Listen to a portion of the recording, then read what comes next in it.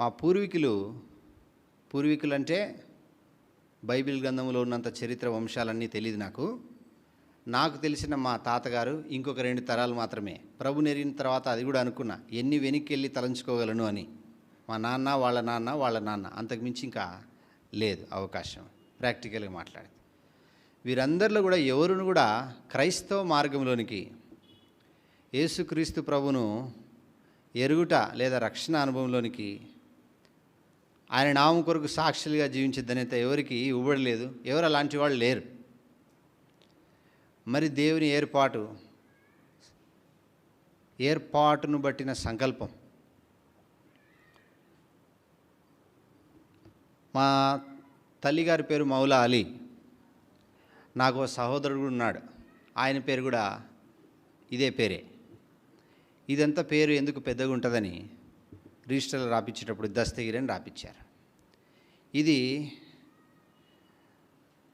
మహమ్మద్ రసూల్ ఇస్లాం వెంబడించే వారికి ఇతను 11వ అనుచరుడుగా ఉంటాడు.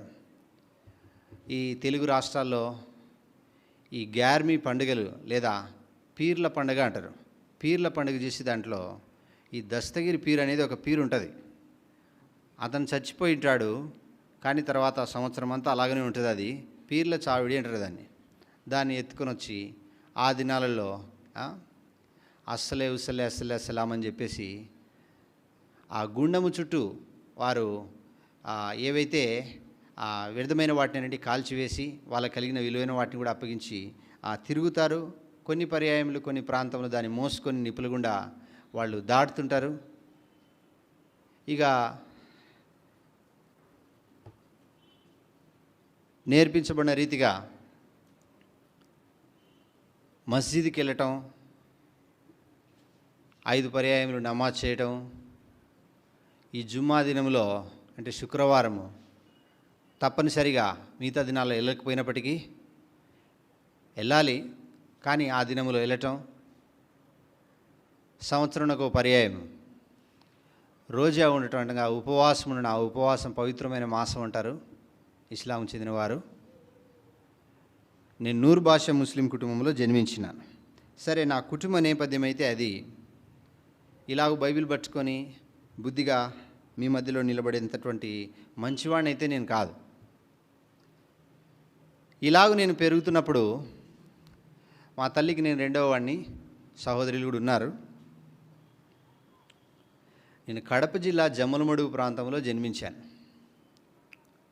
కడప జిల్లా ఆంధ్రప్రదేశ్లో ఇంతకుముందు కలిసినప్పుడు కర్నూలు జిల్లా లేదా అనంతపురం ఈ ప్రాంతంలోనే బాల్యము గడిచింది. కుటుంబంలో తల్లిదండ్రులు నేర్పించిన భక్తిని బట్టి, మనకున్న కొద్దో గొప్ప జ్ఞానాన్ని బట్టి అవకతవకలు, అవిధేయతలు, ఎదురుబాటు, అల్లరి జీవితము, సర్వసాధారణంగా సినిమాలు, డ్యాన్స్లు, ప్రోగ్రాములు ఇవన్నీ కూడా అధికంగా చేసేవాడిని. నాకున్నటువంటి ఒక లక్షణం ఏంటంటే ఎవరినైనా నేను సులువుగా మోసం చేయగలను, చేశాను కూడా. నన్ను చూస్తే ఎవరికి అనిపించదు.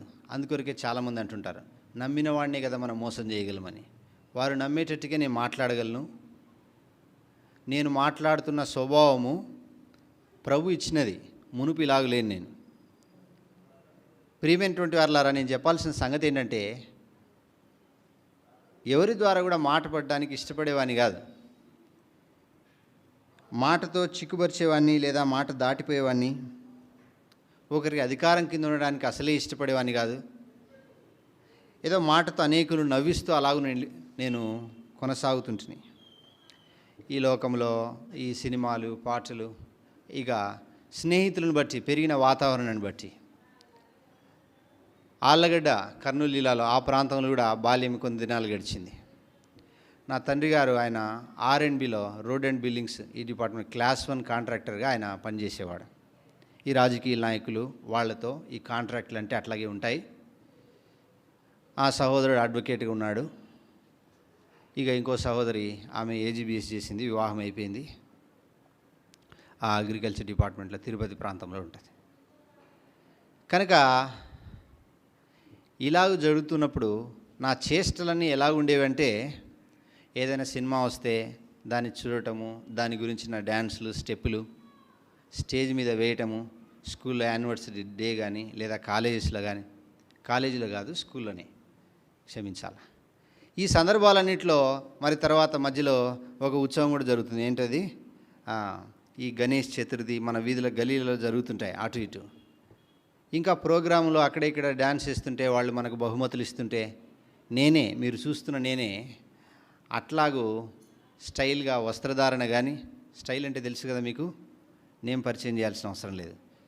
కాబట్టి అలాగూ తిరుగుతూ గెంతులేస్తూ అందరూ గొప్పవాడు అంటుంటే, మన ఈ వార్డు మొత్తంలో కూడా ఇట్లాంటి వాడు ఎవరు లేరంటుంటే అట్లా జరిగిపోతుంది. చదువులో కూడా ప్రభు కృపను బట్టి మంచిగా చదివేవాడిని. ఫస్ట్ రాకపోయినా ఒక సెకండ్ థర్డ్లోనే ఉండేవాడిని. ప్రభు కృప ఇచ్చినాడు.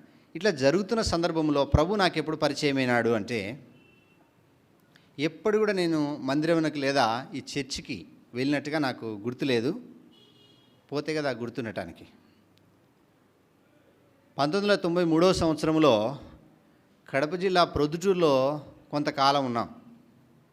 ఎందుకు ఉండాల్సి వచ్చింది అంటే, నాకు కొంత ఒక అపెండిసైటిస్ ఉన్నది. దాన్ని బట్టి అప్పటికే 2 పర్యాయాలు నేను ఎవరు నా చుట్టుపక్కల లేని సందర్భాల్లో ఇక 24 అవర్స్లో మనకు ఆపరేషన్ చేయాలనే సందర్భానికి వచ్చినప్పుడు మా చిన్నాన్నగారు బాబాయ్ అతను అక్కడ హాస్పిటల్లో వర్క్ చేస్తుండడం, కొంత ఆ ఎమర్జెన్సీ ఆపరేషన్, ఈ అపెండిక్స్ తీసేయటం, అక్కడ ఉండటానికి, ఇవన్నీ కూడా ప్రభుని ఎరగడానికి దేవుడు ఏర్పాటు చేసిన మార్గాలని తర్వాత నేను తెలుసుకున్నా. మొట్టమొదటిసారిగా బైబిల్ గ్రంథంలో నుంచి నేను విన్న మాట, ఈ దినం వరకు వెళ్తున్న మాట ఏంటంటే, మత్తయి సువార్త 7వ అధ్యాయం 14వ వచనంలో ఉంది. అది ఏంటంటే, ఇరుకు మార్గమున ప్రవేశించువారు ధనిలు, వారు నిత్యజీవును చేరుతారు, దానిలో ప్రవేశించువారు కొందరే. ఈ ఇరుకు మార్గం అనే మాట దాదాపుగా 93వ సంవత్సరం 2వ సంవత్సరము అక్టోబర్ మాసంలో ఈ పదం నేను వినకపోతే నిజంగానే ఈ స్థలంలో ఉండేవాడిని కాదు. ఓ స్నేహితుడు ప్రశ్న సంధించాడు, ఇరుకు మార్గము విశాల మార్గము కోరుకోవాలని. అతను ఎలాంటి వాడంటే, మనం చదువుతున్న కళాశాలలంతా ఏమంటారు, చింతమొద్దు అంటారే. చింతమొద్దంటే ఎగ్జామ్ 50 మార్కులకు పెడితే తప్పనిసరిగా 5 ఒక్కటి తీసేయాల, అయ్యే వచ్చే మార్కులు 50కి 50కి. అలాంటి వాడు ప్రతిసారి అవమానం పొందేవాడు. వాడు సండే స్కూల్లో లేదా అతను వీబీఎస్లో నేర్చుకున్న మాటల్లో ఒక మాట తీసుకుని వచ్చి క్లాస్లో వేయడానికి ప్రయత్నం చేశాడు. అందుకొరకు యవనస్తుల కూడికన్నా వీబీఎస్ అన్నా నాకు పర్సనల్ ఇంట్రెస్ట్, కొంచెం నాకు కష్టమైనా దాన్ని ముందు వెళ్ళడానికి ప్రయత్నం చేస్తా. ఆ మాట ఎవరు చెప్పారో, అప్పుడు చిత్రక వాళ్ళు హెబ్రోన్ నుంచి వచ్చి ఆ ప్రొద్దుటూరు నెహమ్యాను ఉన్నాడు, మహిమలోకి పిలువబడిన నెహమ్యాను, అక్కడ బేతనీయ ప్రార్థన మందిరం. నేను మొట్టమొదటిసారిగా వెళ్తున్నా. అతను వేసిన ప్రశ్న చర్చిలో అడుగు పెట్టడానికి నాకు కారణమైన మాట ఇదే. అందరిని అడిగాడు. ఆ సమాధానం చెప్పిన వాళ్ళంతా ఎక్కువ శాతం ఫారిన్లోనే ఉన్నారు ఇప్పుడు, అంటే తెలివిగలిగిన వాళ్ళంతా. ఇరుకు మార్గం కావాలా విశాల మార్గం కావాలని కోరుకుంటూ వచ్చినప్పుడు అందరు అడిగింది ఇరుకు మార్గమే. ఎవరికి తెలియదు ఆ సమాధానం దాటడానికి చెప్పారు. నేనొక్కడనే విశాల మార్గం కోరుకున్నది. ఈ విశాల మార్గమే నాకు క్షేమము. ఒకరికి మనం లోబడి ఉంటా, ఒకరికి మాట కింద చెప్పిన ఉండటం మన ఏమంటారు యాటిట్యూడ్లోనే లేదు ఇది. కాబట్టి ఇరుకు మార్గం నాకు క్షేమం కలిగించదనే ఉద్దేశంతో వద్దు అని చెప్పిన. ఇరుకు మార్గం నరకానికి పోతుందిరా దస్తగిరి అన్నాడు. ఇరుకు మార్గం నరకానికి పోతుందా? దేవుని ఏర్పాటు చూడండి. ఇరుకు మార్గం కోరుకొని ఉంటే ఈ పదం చెప్పేవాడు కాదు. పెద్ద వర్తమానం లేదు. అందుకే ఉదయం చెప్పాను, నీకు దుర్గతి కలుగుతుంది, నువ్వు నాశనం అవుతావు. ఇంతకు మించిన వర్తమానం లేదు. ప్రియులరా, మరి ఏం చేయాలా? మందిరంకి రావాలా? ఇంతే ఒక పదం, వచ్చి చూడండి అని నతానేలు తన్నట్టుగా, అంద్రేయ తన్నట్టుగా ఊరికి రా మందిరానికి, అంతే. మెట్టుకు సరే. మా అక్కడ పెన్నానగర్ అని చెప్పి ప్రొద్దుటూరులో రజియాబి మా పెద్దమ్మ వాళ్ళు ఉండేవాళ్ళు. బడే మా చర్చికి బులాతా హే ఓ मेरा दोस्त क्या जाना नहीं, वो भी पैगंबर है ईसा सलेम, हमारा जा सकते సరే ఎల్లురా అని ఊరికి వెళ్ళేవాడిని. అప్పటికి నాకున్న అలవాట్లు ఏంటంటే, శుక్రవారం నమాజ్కి వెళ్ళేవాడిని దోస్తులతో కలిసి. అంటే అందరితో మంచిగా ఉండాలా. అక్కడ సాయిబాబా అనే ఒక హిందూ దేవుడిగా పిలువబడే వ్యక్తి, అది దాంతోపాటు ఆడుకుంటూ వాళ్ళతో వెళ్ళేవాడిని. ఆదివారము చర్చికి వెళ్ళేవాడిని. ఇప్పుడు చెప్పాను కదా, అందరితో మంచిగా ఉండాలా, అందరూ మన వాళ్ళై ఉండాలా. ఎక్కడ కూడా ఏంటది, మన ఓట్లు పోగొట్టుకోకూడదు, అందరినీ కలిపేసేయాల. ఇప్పుడు అందరు నా గురించి అనుకుంటుంది ఏంటంటే, ఇలాంటి వాడు ఎక్కడ దొరికారా మనకు, అందరితో కలిసి ఉంటున్నాడు, అన్నీ చేస్తున్నాడు, ఏదో ఒక భక్తి మర్యాద, ఎవరిని బాధపరచకూడదు, ఎవరిని గాయపరచకూడదు, అందరితో కలిసి స్నేహం చేయాలా. ఇలాగుంటే మరి ఈ ఇరుకు మార్గం గురించి సందర్భము చెప్పబడింది. అక్కడ ఏదో VBSలు జరుగుతున్నాయి. నాకు 12 సంవత్సరాల వయసు ఉంటుంది, 12-13 సంవత్సరాలు ఉంటుంది. ప్రియులారా, అలా వినుకుంటూ కంఠవాక్యాలు అవన్నీ అప్పుడప్పుడే నేర్చుకుంటున్నా. బైబిల్ కూడా లేదు నా దగ్గర. ఒక కొత్త నిబంధన ఇస్తేను ఆ మంచి మీద పడుకొని అంతా చదివేశాను, అటు ఇటు మొత్తం తిప్పాను. అందులో ఏం చదివాను నాకు గుర్తే లేదు, ఊరికే చదివాను. కంఠవాక్యాలు వాళ్ళు చెప్తుంటే అప్పుడప్పుడు అడిగేదానికి చెప్తుంటే, బైబిల్ గ్రంథం నుంచి కొన్ని ప్రశ్నలు అడుగుతుంటేను వాళ్ళు ఏదో చెప్తున్నారు, నేర్చుకొని చెప్తున్నాను అంతే. అంటే కొంత జ్ఞాపక శక్తి, కొన్ని సంగతులు ప్రభు ఇచ్చిన కృపను బట్టి ముందు ముందు చెప్తున్నా, అది ఒక ఆటలాగా అయిపోయింది అంతే, లోతైన కార్యం లేదు. సరే, తర్వాత మా బాబాయ్ గారితో గొడవపడి ఆయనను తన్ని, రాయలసీమ భాషలో చెప్పాలంటే తన్ని, అక్కడి నుంచి వచ్చేసిన. అతను అన్నాడు, వరే నువ్వు నా దగ్గర ఉన్నదను 3 చెరువులు నీళ్ళు దాపావు నాకు.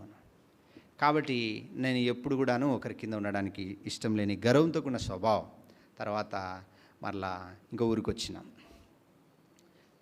చాలా ఉంది ప్రభు చేసిన కార్యాలు. నేను మొదట్లోనే ఉన్నాను, ఇప్పటికి 10 నిమిషాలు దాటిపోయింది. నేరుగా చెప్పాలంటే ఒకరోజు ఒక సాయంత్రం, ఇట్లా చెప్తాను అర్థం చేసుకోండి. ఆ సాయంత్రము మీటింగ్ అంతా అయిపోయే సమయానికి పోతున్నాను మందిరానికి. ఒక హైందవ కుటుంబస్తుడు, ఒక రెడ్డి కులంకు చెందినవాడు, ఎవరైనా ఉంటే సంతోషించండి, లేకపోతే బాధపడబాకండి ప్రభు కృపను బట్టి. అతను మందిరానికి వెళ్తున్నాడు. పోయేసరికి మీటింగ్ అంతా అయిపోయింది. దేవుని ఇంట్లో చెప్పే ఏ సంగతి అయినా ప్రాముఖ్యమైంది అనేది ఆ దిన ప్రభు నాకు గ్రహింపిస్తూ వచ్చినాడు. తర్వాత కూడా ప్రకటనలు చెప్తున్నారు. ఏ ప్రకటనలు చెప్తున్నారు అంటే, ఈ సమ్మర్లో మే 23వ తారీఖు నుండి ఏంటది జూన్ 1వ తారీఖు వరకు లేదా 2వ తారీఖు వరకు హెబ్రోన్లో యూత్ క్యాంప్ జరుగుతుంది. దాని కొరకు రావాల్సిన వాళ్ళు పేర్లు ఇవ్వండి.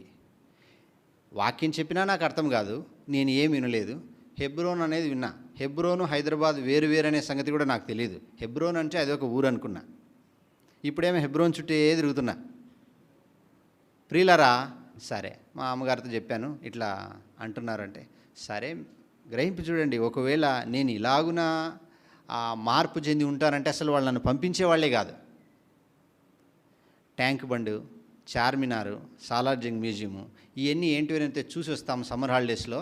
వాళ్ళందరూ పోతారు కాబట్టి చర్చికి పోయే వాళ్ళు చాలా నమ్మకస్తులు. వాళ్ళు నిన్ను తప్పిపోకుండా బాగానే పట్టుకుంటారు, వాళ్ళతో ఉండి పోయిరాను. సరే, అది నేను కూడా అందుకే వచ్చాను. వాక్యం నేర్చుకోవాలని తలంపు లేదు. ఒక బైబిల్ స్నేహితుడు 30 రూపాయలు 50 రూపాయలు అప్పుడు బైబిల్ ఇస్తే ఒక బైబిల్ తీసుకొని ఉరికి పెట్టుకున్నా. ఆ బైబిల్ కూడా నేను ఎక్కువగా దాని గురించి పరిచయం లేదు మనకి. రిజిస్ట్రేషన్ కార్డు దగ్గరికి వచ్చినప్పుడు మన రాస్తారు కదా బ్యాడ్జి, యూత్ మీటింగ్కి ఎంతమంది వచ్చారని చెప్పినప్పుడు సేవకులు చాలా కఠినంగా ఉండేవాళ్ళు. ఏరా ఏం పేరా నీ పేరు అంటే, నేను కూడా సామాన్యంగా ఇట్లుండేవాడిని కాదు. ఇప్పుడు చూడండి, ఇట్లనే ఉండేవాడిని, ఇట్లనే అంత ఏదో ఒక విధానంలో. ఎట్లంటారు, మనం వచ్చినది దైవిక సంబంధమైన సంగతులు, ఇక్కడ అనుకువ ఉండాలా మన ప్రవర్తన. లేదు లేదు లేదు. అప్పుడు ఆయన నేరుగా నన్ను అడిగింది ఏంటంటే, ఏం పేరు అండి? నా పేరు దస్తగిరే కదా. చూడండి, నేనే అనుకోని ఒక పేరు డేవిడ్ అని రాసుకోండి. నేను డేవిడ్ అని రాసుకుంటే వాళ్ళు రాసుకోవటము, తర్వాత అదేదో ఇప్పుడు మూసేశారు, థియేటర్లో ఎన్నో షోస్ చూస్తున్నా అన్నాడు ఆయన, నంబర్ రాయకుండా నా పేరు. అంటే నన్ను చూస్తే అట్లా అనిపించేది. ఇప్పుడు చాలామంది చూస్తే, బ్రదర్ మీరు ఏ ఊరిలో పరిచర్య చేస్తున్నారు, ఏదైనా షాపుకు పోయినా మనం బైబిల్ కూడా తీసుకోం, కొన్నిసార్లు బయట పెడతాం ఎక్కడ సెక్యూరిటీ దగ్గర కొన్ని లగేజ్తో పాటు ఉంటాయి. అంటే మనల్ని చూస్తుంటే ఆ విధానాలు అనిపించేది. ఇంక మిగతాదంతా మీరు ఊహించుకోండి. లేదన్నా, సరే సరే సరే ఆ పైన ఇప్పుడు మనకు హెర్మోన్ లేదు కదా, అప్పుడు క్వార్టర్స్లో అక్కడ రూమ్ ఇస్తే అక్కడ ఉన్నాం. సరే, సందర్భాలు ఇట్లా జరుగుతున్నాయి, దేవుని మాటలు, వాక్యాలు, పాటలు అని చెప్తున్నారు. దైవజనులు ఆ వీల్ చైర్లో ఈవినింగ్ బక్సింగ్ గారిని కూర్చోబెట్టి అట్లా ఓపెన్ ఎయిర్కి తిప్పుతూ ఉండినారు. అన్నవాళ్ళు ఇంకా కొంతమంది సేవకులంతా చాలామంది ఉండినారు. వాతావరణం అంతా గంభీరంగా ఉంది, ప్రత్యేకత ఉంది. తెలుసు కదా, మనం ఎక్కడికి పోయినా కూడా ఆ వాతావరణంలో ఇమిడిపోవాలా. దాంట్లో కలిసిపోవాలి. మనం వేరు అనిపించుకోకూడదు. వేరంటే ప్రశ్నలు ఎక్కువ వేస్తారు మనకు. ఎక్కడి నుంచి వచ్చావు, ఎందుకు వచ్చావు, బైబిల్ చదివావా, మారుమనసు పొందినావా, ఎందుకు వచ్చినావు, ప్రభు ఏ మాట ద్వారా మాట్లాడినాడు, తర్వాత ఆల్టర్ కాల్ ఇచ్చినప్పుడు డెసిషన్ కార్డులో పేరు రాసినావా, ఇదంతా ఒకరు చెప్పేది వినటం మనకి ఇష్టం లేదు కదా. కాబట్టి అడిగిన వాళ్ళందరికీ మారుమనసు పొందిన మారుమనసు పొందిన అని చెప్పేవాడిని. మొహమాటం లేకుండా సర్వసాధారణంగా చెప్పేవాడిని. అలాగ అయిపోయింది. చాలా మధురంగా ఉండేది. అయితే ప్రభు ఒక దినం నన్ను పట్టుకున్నాడు. ఒక 2 సంవత్సరాలు గడిచిన తర్వాత నేను తిరిగి కర్నూలు ప్రాంతంకి వచ్చినప్పుడు అప్పుడు మందిరంలోకి వెళ్తున్నా, అలవాటైంది. చాలామంది అనుకున్నారు, మరి అన్య కులం నుంచి లేదా వస్తున్నాడు కనుక, క్రైస్తవేతరుడుగా ఉన్నాడు కనుక ప్రభుని అంగీకరించినాడని ఒక విధంగా నజరు సపరేట్గా చూసేవాళ్ళు మనల్ని. కానీ హృదయంతరంగంలో రక్షణ గురించి నిశ్చయిత లేదు. ప్రభు ఒక దినం మాట్లాడినాడు. అది నిజంగా నా కోసమే. చాలామంది, ఎక్కువ శాతం యవనస్తులు, సేవకుల పిల్లలు ఈ మాట ద్వారా మారుమనసు పొందింటారు. సామెతల గ్రంథం 29వ అధ్యాయము 1వ వచనం. మిమ్మల్ని బట్టి చాలా రోజుల తర్వాత మరల నేను ఒకసారి చదువుతున్నాను.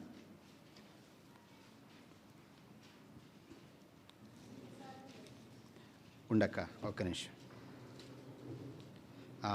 ఇంగ్లీష్లో చదివే వాళ్ళు కూడా చదవండి. ఎన్నిసార్లు గద్దించి నన్ను లోబడిన వాడు మరి తిరిగి లేకుండా. ఇంగ్లీష్లో చదవండి.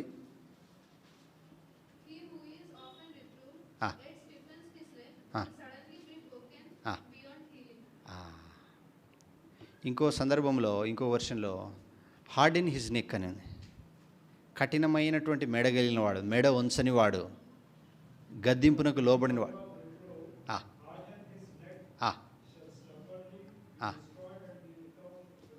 ఇది ఖచ్చితంగా నా జీవితంలో ఉండే, మెడ వంచని జీవితం ఉండే.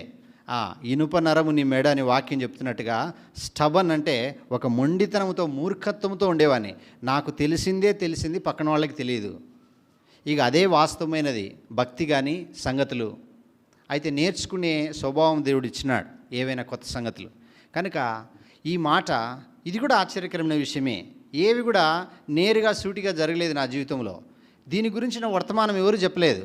ఏదో రాజుల గ్రంథంలో ఎవరో ధ్యానిస్తూ ఉంటే, ఎన్నిసార్లు గద్దించి నన్ను లోబడిన వాడు మరి తిరుగు లేకుండా హఠాత్తుగా నాశనం అవుతాడంటే, నేనే నాశనం అయిపోతానేమని గుండె దడే అధికమైపోయింది. హార్ట్ బీట్ గట్టి కొట్టుకుంటుంది. అసలు దాని గురించి చెప్పనే లేదు. ఒక మాట చెప్పి వెళ్ళిపోయాను. గంట సేపు చెప్పే వాక్యంలో అది ఒక తలంపు మాత్రమే. కనుక ప్రార్థనపూర్వకంగా యూత్ కౌన్సిలర్స్ కానీ, సండే స్కూల్ టీచర్స్ కానీ, సేవకులు కానీ అందరికీ అర్థం కాదు. అది ఎవరికి పనికొస్తుంటుందో ఆ మాట వాళ్ళకే పనికొస్తుంటుంది. ఇక్కడ సేవకులు సిద్ధపడి వస్తుంటారు, అక్కడ వాళ్ళు కూడా యవనస్తులు కానీ, సంఘంలో వచ్చే ప్రియులు ప్రార్థనపూర్వకంగా వస్తుంటారు వారమంతా, ఈ సంవత్సరం అంతా నాతో మాట్లాడన్నట్టే. కనుక అది వాళ్ళకి పని చేస్తుంది. ఆ తాకుడులో, ఆ ఫ్రీక్వెన్సీలో లేని వాళ్ళకి ఇవేం గ్రాహ్యం కాదు. ఏదో నవ్వితే 4 మాటలు నవ్వుతారు, లేకపోతే దాని గురించి ఆలోచన చేయరు.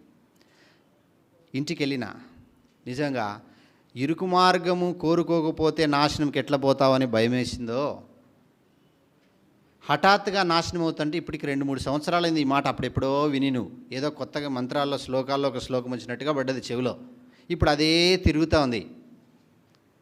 మోకరించి ఇంటికి వెళ్ళి అప్పటి కొన్ని మాటలు వింటున్నా.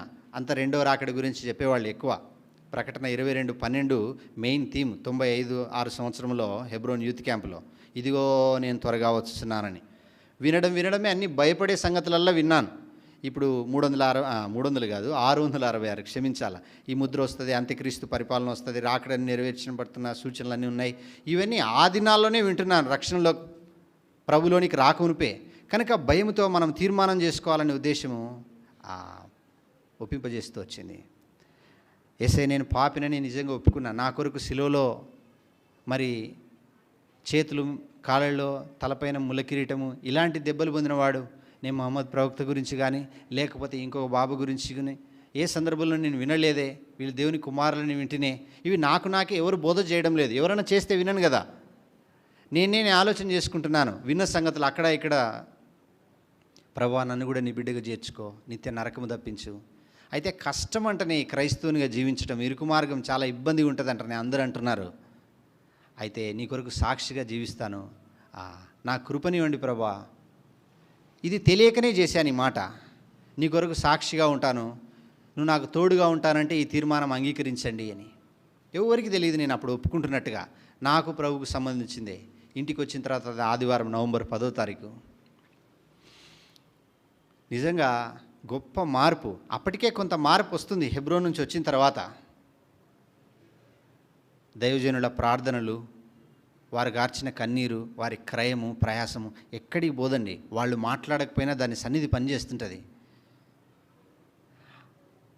ఇక మనం పాడే పాటల కంటే ఈ పాటలు ఎంత మధురంగా ఉన్నాయి, నువ్వు వేసుకునే షర్టు ప్యాంటు కంటే ఈ పద్ధతిగా ఉండే ప్రవర్తన ఎట్లుంటుంది, అన్నీ మారిపోతున్నాయి. లోపల తలంపులు వస్తున్నాయి, సంతోషం అధికమైంది. చీచి ఈ పాటలంతా మనకొద్దు.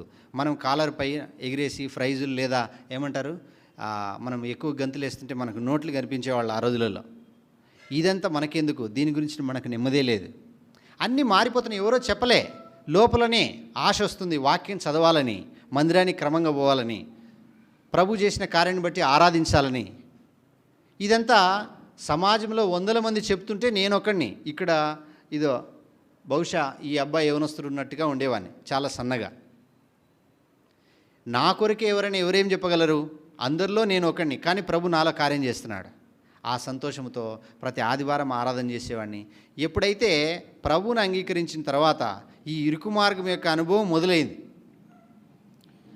మసీదుకి పోవడం మానేసాము, నమాజుకు పోవడం మానేసినాము, ఆ మలీదా ఏదైతే ఉందో తినడం మానేసాము, అన్నిట్లో కలవడం మానేసాము. కానీ మంచితనమే, ఎవరిని దూషించడం ఏం లేదు.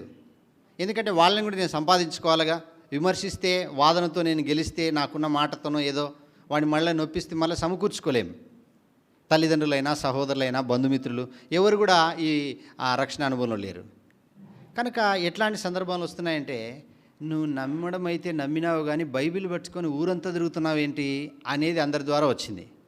అంత మునుపు ఏం చేసావనంటే, ఒక క్యారీ బ్యాగ్లో బైబిల్ పెట్టుకొని ఎవరైనా చూస్తే దీంట్లో దిగినావా నువ్వు ఏమంటారు, తప్పుగా అనుకోవద్దండి, చెప్పాలి కదా. ఇప్పుడు 5G జనరేషన్లో కూడా నేరుగా చెప్పుకోకపోతే బాగుండదు.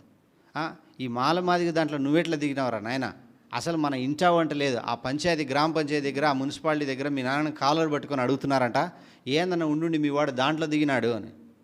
వానికి ఏమైందన్న, ఆయన వాళ్ళు చెప్పే ఆరెడ్డి గారు వాళ్ళు వీళ్ళు సంగతులన్నీ చెప్పేది తట్టుకోలేక ఇంటికి వచ్చి మన నల్ల పైపు ఉంటుంది కదా, అది విరిగేంతవరకు కొట్టాడు. నల్ల పైపు విరుగుతుందా ఏంటి విరిగేది? ఇంతింతలో వాతలు పడినాయి. ఎందుకు? తట్టుకోలేక, ఏమనలేక, అందరు ఎదుట చిన్నతనం అవుతుంటే ఎవరు మారలే, ఎవరు జరగలే. ఈ సందర్భం నాకైతే ఏడుపు వస్తుంది. అప్పుడప్పుడే కొన్ని మాటలు వింటున్నా మందిరంలో. ఏంటది? మత్తయి సువార్త 5వ అధ్యాయం 10-11 వచనాల్లో 11-12 నుంచి, నా నామ నిమిత్తము జనులు నిన్ను చెడ్డ మాటలు దూషించి అబద్ధంగా పలికితే నువ్వు ధన్యుడు, పరలోకంలో నీ బహుమానం గొప్పదవుతుంది. ఏంటో తెలీదు. ప్రభా 4 దెబ్బలు తింటే పరలోకంలో బహుమానం ఉందా? ప్రభా వందనాలు అని చెప్పేవాడిని. అది ఎక్కడో విన్నది మందిరంలో. ప్రభా అందుకు నన్ను పాత్రునిగా చేసినావు, వాళ్ళని క్షమించనేవాడిని లోపల. మళ్ళీ ఆ కొట్టిన వాళ్ళని, తండ్రి కానీ, తల్లి కానీ, అన్న కానీ, స్నేహితులు కానీ, వాళ్ళను కొట్టేంతవరకు నువ్వు ఎందుకు అనుమతించావంటే మరి తోడేలు గొర్రెపిల్ల అయిపోయింది. అప్పుడు ఎక్కువ ఎదిరించేవాడిని, నా దగ్గరికి కూడా ఎవరు వచ్చేవాళ్ళు కాదు. అలా కూడా నేను పెట్టుకునేవాడిని కాదు. ప్రభు నా హము ప్రౌడ్ క్యారెక్టర్ ఏదైతే ఉందో అంత తీసేసినాడు. ప్రభు శిలువ కార్యము లోపల జరిగించాడు. ఆ ఆత్మకార్యం అయితే బలంగా జరిగించినాడు. నా కొరకు ప్రార్థన చేసిన వాళ్ళు, ఆ పరిశుద్ధాత్మ దేవుని కార్యము నిజంగా అది నన్ను నిలబెడుతూ వచ్చింది.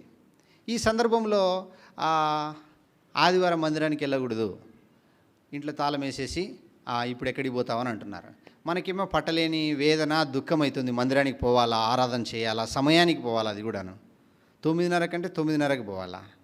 9:30కి పోతే ఎవరు వచ్చి ఉండరు, మనమే కొత్త భిక్షగానిలాగా మనమే ముందు పోయి ఉంటాం. ఆ సందర్భాలంట్లో ఉదయకాలం ఒక మాట చెప్పాను, మొదటి ప్రేమ అని. ఎవరు వచ్చారు, ఎందుకు వచ్చారు సందర్భం లేదు. నా ప్రభు దేవుని మందిరంలో ఉన్నాడు, ఆయన మాట్లాడతాడు, నా కొరకున్నాడు, నేను ఆయనను దర్శించాలా, ఇంతే. ప్రభుకు నాకు సంబంధం. మిగతా వాళ్ళు ఎవరు వచ్చినా చూసేవాడిని కూడా కాదు, అటు ఇటు తిరిగేవాడిని కాదు. అనేక సంవత్సరాలు ఆరాధనలో కళ్ళు తెరిచి చూడడం కూడా అలవాటే లేదు. బల్ల తీసుకునేటప్పుడు ఆ సందర్భాలే లేవు.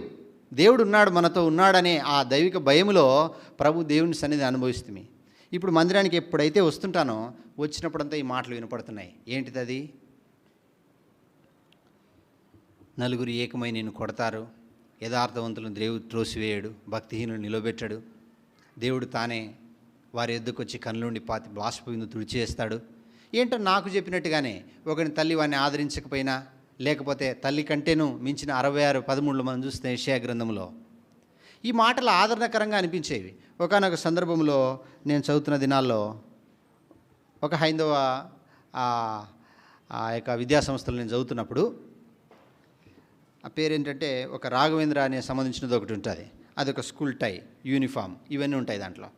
ప్రభు మాట్లాడుతున్నాడు, నువ్వు క్రీస్తుని ధరించుకోవాలా, క్రీస్తుని ధరించుకోవాలా. గలతీలు రాసిన పత్రిక 3:17 నుంచి ఉంటుంది.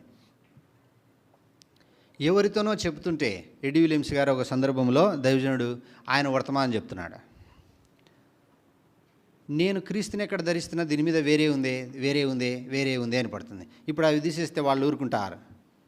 వందల మంది స్కూల్లో లేదా ఆ ఇన్స్టిట్యూట్లో ఉన్నవాళ్ళు క్రైస్తవులు ఉన్నారు, మందిరానికి చెందిన వాళ్ళు ఉన్నారు. నేను నాకొక్కనికే పిడివాదం పడితే ఎట్లా? మళ్ళీ తన బెల్ట్ మీద ఇంకోటి బర్కిల్ మీద దాని మీద కూడా ఒక బొమ్మ ఉంటుంది. ఇప్పుడు ఎట్లా మనకు మీద ఇది ఉంటే మనకు ఇప్పుడు అది ద్వేషముగా, అంటే అది అసహ్యమైనదిగా, విగ్రహారాధనగా అవన్నీ తెలిసి వస్తున్నాయి. మన ప్రార్థన వినలేదు, మనం పెట్టిన ఆహారం తినలేదు. ఇన్ని రోజులు జెండా కట్టెలు ఎట్లా మోసాము, దర్గాల దగ్గరికి ఎట్లా పోయాము, మళ్ళీ నలుగురికి పంచాము. ఏమని పంచాము? వేప చెట్టు దగ్గర నిలబడినామే, దానికి ఏంటి అర్థం లేదు, పడతం లేదు. ఎవరైనా చెప్తే విమర్శ అనుకుంటున్నారు. నాకు గ్రాహ్యం అవుతుంది. ఈ సందర్భాల్లో అవి తీసేశాను. ఇక నేను ఒక 3 సంవత్సరాలు ఆ విగ్రహం సంబంధించి ధరించినందుకు ప్రతిరోజు కొట్టడమే. ఇది ఈ విద్యా సంస్థలో ఇది ఒక రూల్, అందరు దీన్ని కలిగి ఉండాల్సిందే. నాకేమో ప్రభు నువ్వు క్రీస్తుని ధరించుకోవాలా, క్రీస్తు కొరకు సాక్షిగా ఉండాలి. నేనేం సువార్త చెప్పింది ఎవరికి లేదు. ఎవడో వాడు టై మీద బ్యాడ్జ్ పెట్టుకోవటం లేదంట. ఆ బ్యాడ్జికి బదులు ఏం బ్యాడ్జ్ పెట్టుకున్నా అంటే ఇప్పుడు తక్కువ అయిపోయినాయి. యేసుక్రీస్తు అందరికీ ప్రభు, పాపుల రక్షకుడు క్రీస్తు యేసు ప్రభువారు, నేనే మార్గము సత్యము. అదే ప్లేస్లో అది తీసుకొని ఇది పెట్టుకొని పోయేవాడిని స్కూల్కు. వింతగా ఉండదండి ఎవరికైనా? నేను ఎవరు అక్కడ? నాకు అదంతా సంబంధం లేదు. నా హృదయంలో జరిగిన కార్యం నేను చెప్పుకోలేకపోవచ్చు, కానీ దాన్ని ప్రదర్శిస్తున్నా. ఇట్లా వెలేసినారు, స్కూల్లో నుంచి ఒక దినం గెంటేసినారు. అరే ఇట్లాంటి మత ప్రచారాలు ఇవన్నీ మన దగ్గర నడవదు. అప్పుడు బాధేస్తుంది. ఇదేంటి, మనం ఎప్పుడు మనకు స్టడీ లేదని మార్క్స్ తక్కువ వచ్చినప్పుడు మనకు హింస కలిగలేదు, కానీ ఇట్లాంటి హేళనగా ఉంది. నిలబడినాం, బయట నిలబడి గెంటేసినారు మనల్ని, మోకాళ్ళ మీద నిలబడుతున్నా, అందరూ చూస్తున్నారు, హేళనగా ఉంది. అప్పుడే అంతకుముందు ఆదివారం ఒక మాట విన్న వాక్యంలో ఎవరు ఉంటారంట, వాళ్ళు ముగ్గురిని అగ్నిగుండం లేస్తారంట. అగ్నిగుండం లేచింటే 4వ వాడిగా దేవుడు వాళ్ళతో తిరిగాడంట. కాబట్టి అగ్నిగుండంలో తిరిగే దేవుడు ఉన్నప్పుడు నీకు ఎవరు లేకపోయినా, తల్లిదండ్రులు కానీ, పాస్టర్ గారు కానీ, ఎవరో చెప్పిన వాళ్ళంతా పక్కన లేకపోయినా నేను నీకు తోడుగా ఉంటాను. వెంటనే కళ్ళ నీళ్ళు తుడుచుకున్నా. ప్రభువా వాళ్ళని క్షమించు, తెలియదు అంటున్నాను. ఇంకా చదువులో కూడా ప్రభు ఎప్పుడు తక్కువ చేయలే. ఎవరైనా హేళన చేయడానికి, అరే నువ్వు ప్రభుని అంగీకరించినావు, దీంట్లో తప్పిపోయావు, దీంట్లో ఫెయిల్ అయ్యావు అనుకోకుండా ప్రభు దాటింపజేస్తూ వచ్చినాడు. అలా గడుస్తున్న దినాల్లో బాప్తిసం తీసుకోవాలని ఒక తీర్మానం వచ్చింది.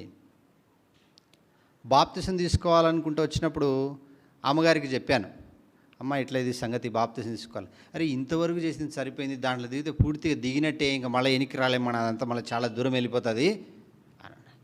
ఎట్లో తల్లి కొంచెం మెత్తని హృదయమే ఉంటుంది కాబట్టి సాన్నిహిత్యం ఉంటుంది కనుక మాట్లాడేళ్ళ. వాళ్ళు వచ్చారు, దైవజనులు వచ్చారు, వాళ్ళు బాప్తిసం వేయడానికి కొన్ని తీర్మానాలు, కొన్ని మాటలు, ప్రశ్నలు అనేకులను అడిగారు. మనం అప్పుడు రక్షణ పొందిన తర్వాతనే ఆరాధన చేస్తున్నాం కనుక ఎక్కువ ప్రశ్నలు అయితే నన్నేం అడగలేదు, కానీ ఆ ప్రభు నన్ను ప్రేరేపించినాడంటే బాప్తిసం, నీటి బాప్తిసంలో సాక్ష్యం ఇచ్చిన 97వ సంవత్సరంలో అక్టోబర్ 19వ తారీఖు. ఇప్పుడు ఓ వాగ్దానం కూడా ఇచ్చినారు, ప్రార్థన కూడా చేశారు. అప్పుడు మా అమ్మ ఏం చేస్తుందంటే ఆ సేవకురాల దగ్గర వెనుకలు నిలబడి ఇక నేను చనిపోతే ఎట్లా ఏడుస్తానో అట్లా ఏడుస్తుంది, కన్నీటితో ఏడుస్తుంది. ఆ సేవకురాలు నాకు చెప్పింది, ఇదిగో దస్తగిరి డేవిడ్, మీ అమ్మ ఎందుకయ్యా అంత ఏడుస్తుంది అని. అంతో కొంత నమాజ్కి మసీదుకి పోయేవాడిని, అందరు నవ్వించుకుంటూ తిరిగేవాడిని, ఇంట్లో నేనే ఉన్నాను. మావాడు పెద్దోడు ఉండేవాడు, ఉట్టి కోపిస్తాడు, వాడు ఎవరికి పనికి వస్తాడో లేదో, వీడు పనికి వచ్చేవాడైనా, మాట వినేవాడైనా ఇట్లా తయారయ్యాడు, అసలు మనకు సంబంధం లేని దాంట్లోకి వెళ్ళిపోయినాడు, ఇంకా మళ్ళీ ఎనికి రాడంటే కదా, దాంట్లో మునిగితే ఇంకా దానికి అంకితం అంట కదా జీవితం అని. ఏమి చెప్పాలో ఆమెకు అర్థం కాలేదు. ఆమెను చూస్తుంటే ఇలాంటి సందర్భాలన్నీ జరిగినాయి. ఇక మా బంధువులకు సువార్త చెప్పడం మొదలుపెట్టాను. కొంతమంది టీచర్స్, కొంతమంది బంధువులు, రక్త సంబంధికులు, బ్లడ్ రిలేషన్ ఉన్న వాళ్ళు 31వ తారీఖు మందిరానికి రావటము, చెప్పడము, ఇవన్నీ జరుగుతున్నాయి. ఇట్లా జరుగుతున్న సందర్భాల్లో చదువులో కూడా ప్రభు తర్వాత ఇంటర్మీడియట్లో, తర్వాత ఇంకా ఏమంటారు, ఇంటర్మీడియట్ కన్నా ముందు 10th క్లాస్లో మంచి మార్కులతోనే ఉన్నతంగా పాస్ అయితే వచ్చినాను. ఫస్ట్ క్లాస్లో అప్పుడు ఒక బ్రాహ్మణ్ హెడ్ మిస్ట్రెస్ గారు ఉన్నారు. ఆమె అన్నారు, నేను అప్పటికి సువార్తకు తిరుగుతూ సువార్త వచనాలు చెబుతూ ఆ స్టాండ్లో సేవకుడు ఎవరైనా ఉండి ఇక్కడ మన ఇంట్లో వచ్చిన దగ్గర అక్కడ స్టాండ్ వేసి అక్కడ వాక్యం చెప్పమనేవాడు. లేకపోతే మన కాలేజీ వస్తే కాలేజీ ఎదురుగా స్టాండ్ వేసి చెప్పు అనేవాడు. నా విషయం తెలుసుకోవాలనో లేదో అక్కడున్న వాళ్ళందరూ నన్ను చూడాలనో తెలీదు. నేను మాత్రం ఎక్కడో గాడిలో చూసుకుంటూ కంజర కొట్టుకుంటూ ఒక మూలకు తిరుగుకుంటూ పోయేవాడిని. నేరుగా ఎంతో నాకన్నా మునుపు రక్షణ పొందిన వాళ్ళు చాలామంది ఉండేవారు, కానీ మొదట నా పేరే చెప్పి పిలిపించేవాడు ఆయన. సరే, మనము చెబుతుంటే పక్కన అంతా వినేవాళ్ళే ఉంటారు, ప్రభువే చెప్పమన్నాడు అన్నట్టుగానే మనం చెప్పుకుంటూ పోయేది. ఇక మళ్ళీ తర్వాత కాలేజీ పోతేనే మనకు గ్రాండ్ వెల్కమ్ ఇచ్చేవాళ్ళు. భక్తుడు ఆ సంచి తీసి ఇప్పుడు ఈ సంచి తగిలించుకొని వస్తున్నాడు కాలేజీకి. ఇప్పుడంటే కొంత జర్నీని బట్టి ఆ బ్యాగ్ తీసుకుని వచ్చాను. బైబిల్ బ్యాగ్ కంపల్సరీగా ఉండేది. అది కంపల్సరీగా, అది ఎక్కడికి పోయినా కూడా, హాలిడేస్ ఊర్లోకి వెళ్ళినా, బంధువులకి వెళ్ళినా, చావు దినమైనా, పెళ్లి దినమైనా, బర్త్డే అయినా, అది ఏంటో దాని గురించి తర్వాత చెప్తాను. అయితే ఇలాగూ ఆత్మ సంబంధమైన సంతోషం అధికమైంది. ఆయా స్థలాల్లో ప్రభు గురించి సాక్ష్యం ఇవ్వడానికి ప్రభు ఒక వాగ్దానం ఇచ్చాడు. ఆ వాగ్దానం నెరవేరుతూ ఉంది. సత్య సమాధానం నీకు సమృద్ధిగా బయలుపరిచేదను అన్నాడు. దాని గురించి సంగతులు క్రమంగా దేవుని మందిరానికి వెళ్ళడం ద్వారా వాక్యం గురించి ప్రాథమికమైన సంగతులు ప్రభువే అనేక సంగతులు బోధించినాడు. ఎందుకంటే బోధకులు చెప్పిన సంగతులు వినుటితో పాటు వ్యక్తిగతంగా ప్రభుతో గడుపుతున్నప్పుడు నాకు అర్థమయ్యేటట్టుగా, నా యొక్క బుద్ధికి తగినట్టుగా ఆ మాటలు ఆదరిస్తూ వచ్చినాయి. కొన్ని స్థలాల్లో, నెల్లూరులో, ఆ కడప, ఆ ప్రాంతాల్లో మన ఊరు దాటిపోయి తమ్ముడు నువ్వు వచ్చి పలానా యూత్ రిట్రీట్ జరుగుతుంది, నువ్వు 4 మాటలు సాక్ష్యం చెప్పాలా, నేను ఎప్పుడు రాలేదు బ్రదరు, ఇట్లా వాళ్ళని పెద్ద పెద్ద వాళ్ళే, మరి దైవజనులు భక్సింగ్ గారితో సేవ చేసిన వారు, జత పని వాళ్ళు, వీళ్ళంతా పేర్లు ఎందుకు నేను ప్రస్తుతం ఇప్పుడు చెప్పడం లేదు, ఎవరైనా పిలువబడిన వాళ్ళే, అభిషేకించబడిన వాళ్ళు కనుక. అప్పుడు నేను చెబుతున్న సందర్భాల్లో సాక్ష్యం చెప్పడం మనకి ఎప్పుడు పరిచయం లేదు కదా. ఈ గ్రామాల పరిచర్య, సువార్తకి ఇదంతా వెళ్తున్నప్పుడు కింద కూర్చున్న వాళ్ళంతా ఎక్కువ శాతము అంత వాళ్ళు ఎంబీబీఎస్, ఎండి, స్పెషలిస్ట్ డాక్టర్లుగా సూపర్ స్పెషాలిటీ హాస్పిటల్లో చేస్తున్నారు. వాళ్ళంతా అప్పుడు లాంగ్ టర్మ్ కోచింగ్ తీసుకుంటూ ఉన్నారు అక్కడ ఉన్నవాళ్ళు. అంత తెలివిపరులే, కానీ రక్షణ కార్యం జరిగిందో లేదో, ఆ దేవుడు కనికరించి చేసిన కార్యం అది మాత్రం చెప్పు. చాలా దూరం ఉండే, దాదాపు 300 కిలోమీటర్లు ఉన్నా నాకు 14 సంవత్సరాల వయసులోనే తమ్ముడు నేను నువ్వు అప్పటిలో వచ్చే సంగతి అంతా నేను చూసుకుంటాను, నువ్వు వచ్చి సాక్ష్యం చెప్పని ఆహ్వానించాడు ఓ ప్రొఫెసర్ గారు. ఇలాగున ప్రభు కొరకు సాక్షిగా ఉంటానని ప్రభు కృపిస్తున్నాడు. తర్వాత దినాలు గడుస్తుంటే బీఎస్సీ తర్వాత పోస్ట్ గ్రాడ్యుయేషను, అంత మైక్రోబయాలజీ చదవడానికి ప్రభు కృపించాడు. తర్వాత ఎంఫిల్ చదవడానికి ఆ థీసిస్ సబ్మిట్ చేయడానికి ప్రభు కృపించాడు. తర్వాత పిహెచ్డి చేసే సందర్భంలో మా ప్రిన్సిపాల్ ప్రొఫెసర్ గారు, డిపార్ట్మెంట్ హెడ్, ఆయన దస్తగిరి నువ్వు ఇదొక 3 సంవత్సరాలు చేయాల్సి ఉంటుంది అని అన్నాడు. సరే అని చెప్పి దాని గురించి మొగ్గు చూపించాను. CSR, centre for scientific industrial research అని ఒక ఎగ్జామ్ కూడా ఉంటుంది, మీకు సైన్స్ స్టూడెంట్స్ తెలిసి ఉంటుంది. ఈ ఎగ్జామ్స్, సివిల్ సర్వీసెస్లో ఉన్న ఎగ్జామ్స్ ఎన్ని రాస్తున్నాం. సరే, ఆ పిహెచ్డి సందర్భంలో మధ్యలో దాని వరకు అక్కడికి ఆపేసినాం. చదువులో అక్కడ ప్రభు సహాయపడుతున్నాడు. మధ్యలో ఒక 2 సంవత్సరాలు తర్వాత తిరుచిరాపల్లి, తమిళనాడులో ఒక 2 సంవత్సరాలు ఉండడానికి ప్రభు కృపించాడు. అక్కడ దైవజనులు పాల్ గారు అని ఉన్నారు, కోయంబత్తూరు కురువిల గారు వాళ్ళ కాంటెంపరీలు ఉన్న దైవజనుడు. ఆయన హైందవ మరి బ్రాహ్మణ కుటుంబంలోంచి ప్రభుని ఎరిగినాడు. ఇప్పుడు 75 సంవత్సరాల వయసు ఉంటుంది. అక్కడ మందిరంలో ఉండి పరిచర్య చేయడానికి NIT, national institute of technology, Tiruchirappalli, Thanjavur, Kumbakonam, Pattukkottai ఇట్లాంటివన్నీ కొన్ని టౌన్స్ అన్నమాట. అక్కడికి పోయి వాళ్ళతో ఉండి పరిచర్య చేయడానికి ఆ ఎన్ఐటి స్టూడెంట్స్ మధ్యలో ప్రభు అలాగున సహాయపడుతూ వచ్చినాడు. తంజావూరు అనే ప్రాంతంలో, అది డిస్టిక్ హెడ్ క్వార్టర్, అది అంత టెంపుల్ టౌన్ లాగా ఉంటుంది. ఈ చోళులు మన చరిత్రలో ఉన్నటువంటి ముందున్న ఈ డైనెస్టీలో ఉన్న వీళ్ళంతా పరిపాలించినారు. అక్కడ మందిర సహవాసం లేదు. దాని కొరకు ప్రార్థిస్తుంటే ఈ యొక్క కాలేజ్ స్టూడెంట్స్ మధ్యలో ఈ పీజీ చేసేవాళ్ళు ఒక 10-15 మంది వాళ్ళు గ్యాదర్ అవుతుంటే ప్రతి శనివారము ఫాస్టింగ్ ప్రేయర్ చేయటం ఇలాగున గడుపుతూ ఉన్నప్పుడు వాళ్ళందరినీ దేవుడు సమకూర్చి ఇంకో వేరే సేవకులను తీసుకొచ్చి ఒక సంఘం ఏర్పడటానికి ప్రభు సహాయపడుతూ వచ్చినాడు. ఇది 2006 సంవత్సరము ప్రాంతంలో జరుగుతూ వచ్చింది. అక్కడి నుంచి అక్కడ సేవకుడు అక్కడ పరిచర్య చేస్తున్నాడు. ఎక్కువగా నాకు ఆ ప్రాంతం మీదనే మక్కువ ఉండేది చాలా, కానీ దేవుని ఏర్పాటు వేరే అయింది. సరే, దూరం ఉండడం ఎందుకు, ఇంటికి ఒక 500-600 కిలోమీటర్లు దూరం ఉండడం ఎందుకు, సరే హైదరాబాద్కి వద్దామనండి. కాబట్టి 2006-7 సంవత్సరాల్లో హైదరాబాద్కి వచ్చాం. హిందుస్థాన్ కోకోకోలా ప్రైవేట్ లిమిటెడ్లో క్వాలిటీ కంట్రోల్ కెమిస్ట్గా, మైక్రోబయాలజిస్ట్గా, తిరిగి మన అరబిందో ఫార్మస్యూటికల్స్లో క్వాలిటీ కంట్రోల్లోనే మైక్రోబయాలజిస్ట్గా ఈ పెన్సిలిన్, అమాక్సిలిన్స్ ఈ ప్రొడక్షను మనము క్వాలిటీ చెక్ చేసే దాంట్లో కూడా అలాగున కొంతకాలము ఉద్యోగం చేయడానికి ప్రభు సహాయపడినాడు. తిరిగి రైల్వేస్లో ఒక ఉద్యోగం రావడానికి ప్రభు కృపించినాడు. ప్రభు ఏ విషయాల్లో కూడా తక్కువ చేయలేదు.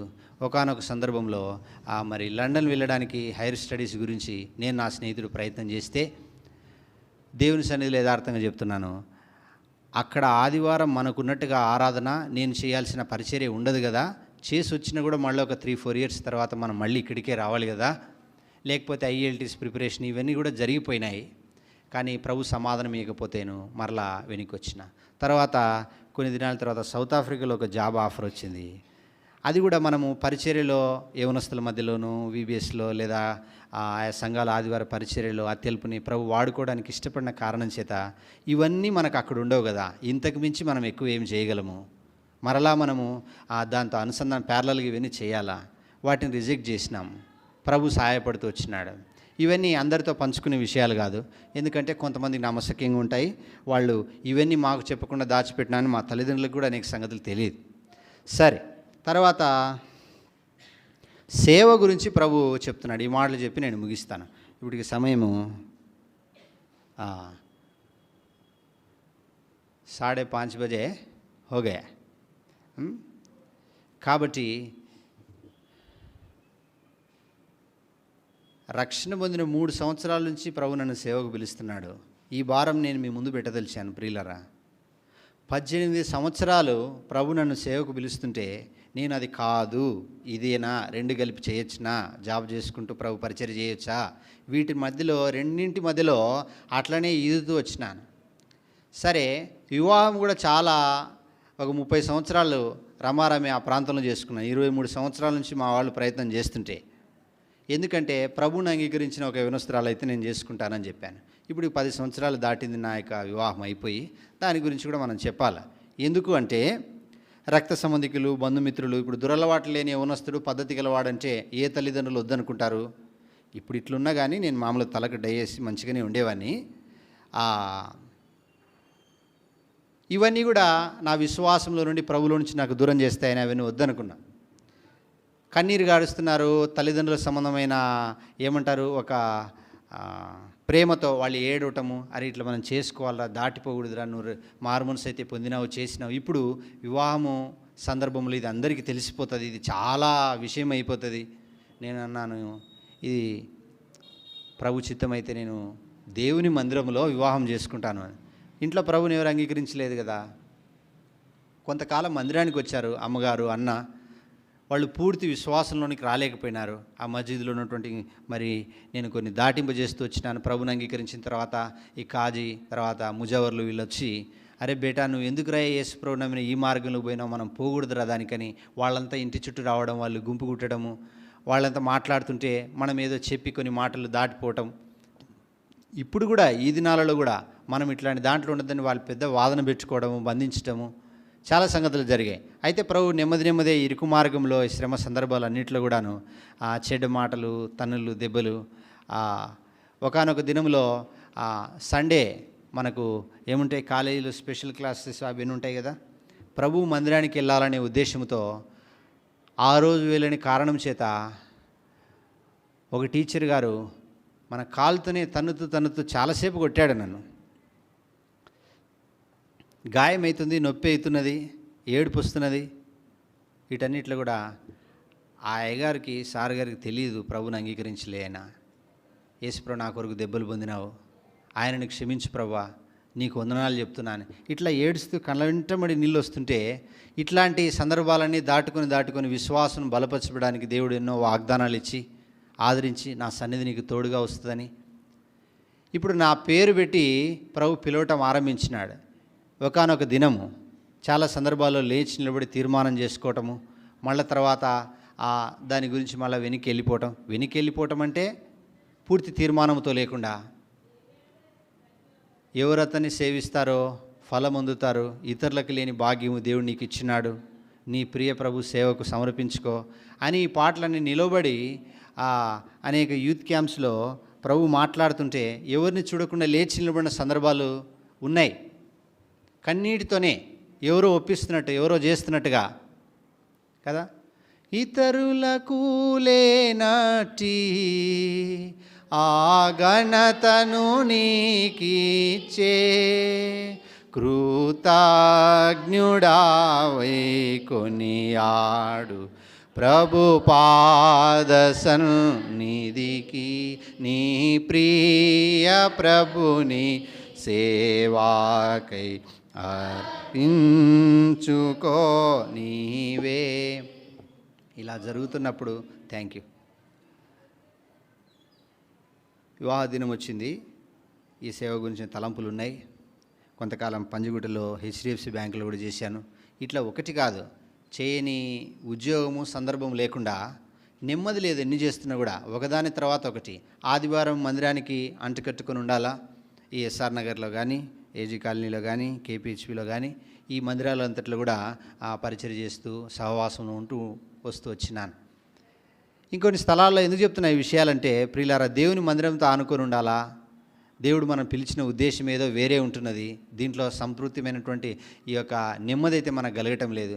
ప్రభు అయితే తొలుస్తూ ఉన్నాడు, దర్శిస్తూ ఉన్నాడు, జ్ఞాపకం చేస్తూ ఉన్నాడు. ఆలస్యం చేస్తున్నాను. వివాహ దినం వచ్చిన తర్వాత వివాహం గురించి చెప్పాలా. నేను చదివినట్టుగానే, నాకున్నట్టుగానే ఆస్తి, లేకపోతే నాకు సమానంగా ఉన్న వాళ్ళని చేసుకోవాలని అనేకులు మా తల్లిదండ్రులు సందర్భం చేస్తుంటే, విన్న రీతిగా, నేర్చుకున్న రీతిగా యవ్వన కాలంలో దేవుని చిత్తం అంటే నాకు సమానంగా ఉండే వాళ్ళని చూసుకోవటం కాదు. నాకు 10 ఇండ్లు ఉంటే అక్కడ ఏం లేని వాళ్ళని చేసుకోవాలా, నేను చదువుంటే అక్కడ 10వ తరగతి పాస్ అయిన వాళ్ళనైనా చేసుకోవాలా. దేవుని చిత్తం అంటే ఈ చదువు కానీ, ఆస్తి కానీ, అందము కానీ దేవుని చిత్తానికి ఏర్పాటు అడ్డంకుగా కాకూడదు. ఈ దేవుని చిత్తం అనే మాట కూడా చాలా లోతైన కార్యం చేసింది నా జీవితంలో. చదవటానికి కానీ, వివాహానికి కానీ, బాప్తిసం తీసుకోవటానికి కానీ, ఒక చిన్న మాటలు 4 మాటలు పరిచర్య చెప్పడానికి కానీ, దేవుని చిత్తమేనా, ప్రభు సమాధానం ఇస్తున్నాడా. సందర్భం తెలియని ప్రాంతాలన్నిటికీ ప్రభు సమాధానం ఇస్తే, వాగ్దానం ఇస్తే పిలువబడితే వెళ్ళేవాడిని. అక్కడ ఎవరో తెలిసిన మందిరం వాళ్ళు కాదు, మన సహవాసంలోనే దేవుడు సమాధానం ఇవ్వాలా, దేవుడు నడిపించినట్టుగా పోయేవాడిని. అప్పుడు అనేక విధమైనటువంటి ఆ ప్రపోజల్స్ అవి ఇవి చూసినారు. ఇక్కడ ఒక సందర్భం చెప్పాలా. మాది కొంచెం ఈ యొక్క ఫ్యాక్షనిజం, రాజకీయటువంటి గొడవలు ఉన్న నేపథ్యం కలిగినటువంటి కుటుంబమే. అవన్నీ కూడా మరణాలు, ఈ సందర్భాలని నేను చాలానే చూసినాను. నేను నేరుగానే చూశాను. ఈ బాంబులు వేసుకోవటము, నరుక్కోవటము, చంపుకోవటము, ఇవన్నీ. కొంతమంది చనిపోతుంటే ఎదురుగా ఇక్కడే నేనే సాక్షిని, వాళ్ళని చంపుతుంటే నేనే ఇక్కడ చూసేవాడిని. ఇది ఉట్టిగా చెప్పటంలే, సొంత నా పెదనాన్ననే. అందుకని మీరు అక్కడ ఇక్కడ దీన్ని పంచబాకండి. ఎందుకంటే హుసేన్ సాబ్ నా పెదనాన్న ఉన్నాడు. ఆయన కుటుంబ సమస్యల్లో అంటే ఒక కఠిన వ్యత్యాసమైన సర్వసాధారణంగా అందరిలో జరగనివన్నీ జరుగుతుండే. భార్య, పిల్లలు అందరూ కలిసి దిండు పెట్టి ఒత్తుతుంటే నేను అక్కడ నిలబడినా. అరే ఎందుకు చేస్తారంటే, నువ్వు ఊరుకుండు. ఈ సందర్భాలు, స్టేషన్లు, గొడవలు, ఒక సందర్భంలో ఇంటి మీదకి వచ్చి చంపుతామని, చేస్తామని కొంతమంది, నాన్నగారికి ఉన్న ఆ పార్టీ ఈ పార్టీ గొడవలు, వారి మధ్యలో ఈయనేమో సౌమ్యుడిగా ఉండేవాడు. చంపుతారనే ఉద్దేశంతో ఆయన ఇల్లు వదిలిపెట్టి కొన్ని వారం 10 రోజులు వెళ్ళిపోయేవాడు. మళ్ళీ ఇంకొక ఎంపీ గారితోనో, ఇంకొక ఎమ్మెల్యే గారితోనో, లేదు వాడు మంచివాడే, అందరితో ఏదో సందర్భాల్లో మళ్ళీ మనమేమో ప్రార్థన చేస్తున్నాం, నలుగురికి చెప్పే విషయాలు కాదు, ఇట్లా ఉన్నాయి, నీకు విరోధంగా రూపింపడిన ఆయుధం ఏది వడిదిలదని ప్రభు అంటున్నాడు. ఇట్లా జరుగుతున్నాయి. అయితే ప్రభు కాపాడుతున్నాడు. ఒక సామాన్యమైన మధ్యగరి కుటుంబంలో నుంచి దేవుడు కుటుంబాన్ని, వాళ్ళ కలిగిన స్థితిని ఆశీర్వదింపజేస్తూ వచ్చినాడు. నిజమే, అది దేవుని కృపనే. వాళ్లకు దేవుడు అంటే భయం ఏర్పడింది. దేవుని మందిరంలో ఉన్నటువంటి వాక్యాలు కొన్ని నువ్వు తెచ్చుకొని ఇంట్లో పెట్టుకో. అంత మునుపు అన్ని చించి, బైబిల్ కూడా చించి పాడేసేవాళ్ళు, బీరువాలో పెట్టేసి లాకేసేవాళ్ళు. ఇప్పుడు ఎట్లా ప్రార్థన చేసుకుంటావో చేసుకో. నేను ఇంట్లోనే వ్యక్తిగతంగా మందిరానికి వెళ్ళని దినాల్లో ఉపవాసం ఉన్నప్పుడు వెనకబడి కాలుతో తన్నేవాడు మా సోదరుడు, నా ప్రియమైన సోదరుడు. కలహప్రియుని యొద్ద నేను చిరకాలం నివాసం చేస్తున్నానని వివాహం అయ్యేంతవరకు ఆయనతో ఉండాల్సి వచ్చింది. కొన్ని సందర్భాల్లో చాలా మట్టుకు ప్రభు నన్ను నలగొట్టి ఎట్లా చేశాడంటే, ఒక సేవకుడు అన్నాడు, దావీదుకు సౌలు ఎట్లాగో నువ్వు సేవకు వచ్చేంత వరకు మీ అన్న నిన్ను అంత వెంటాడేదాకా వదిలిపెట్టాడు అన్నాడు. ఎంతవరకు వచ్చినాయంటే కొట్టుకొని రక్తం గారి అంతవరకు వచ్చిన సందర్భాలు కూడా ఉన్నాయి. ఒకరోజు రాత్రి నన్ను వివాహం అయిన తర్వాత ఒక మంచి కట్టె తీసుకొని ఆ కట్టె ఇరిగిపోయేంత వరకు కొట్టాడు. నేను ఊరికి నిలబడి ఉన్నా.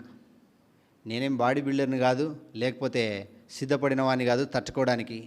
ఊరికే ఏడుస్తున్నాయి. నిష్కారణంగా దేవుని పరిచర్య చేస్తున్నానని, మందిరం సంబంధించి తిరుగుతున్నానని. సేవకులేమో ఆ పరిచర్య చేయమని అన్నాళ్ళు. ఈ ట్రాన్స్లేషన్ చేయి బ్రదర్ అన్నారు. ఆ ఊరికి వెళ్ళిపో బ్రదర్ అనేవాళ్ళు. ఇది ఏంటి, వీడి గమ్యం లేకుండా అంత దానికి సంబంధించిన అంకితం అయిపోతున్నాడు. వాళ్ళకి ఏదో కారణం లోపల ఉంది. అనేకులు బయట చెప్పే సంగతులు ఉన్నాయి.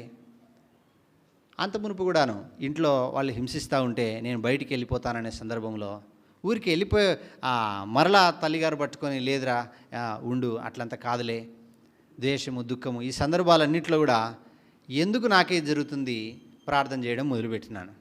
ప్రభువా, నన్ను ఎందుకు రక్షించినావు? నీ ఉద్దేశం ఏంటి? నీ ఏర్పాటేంటి?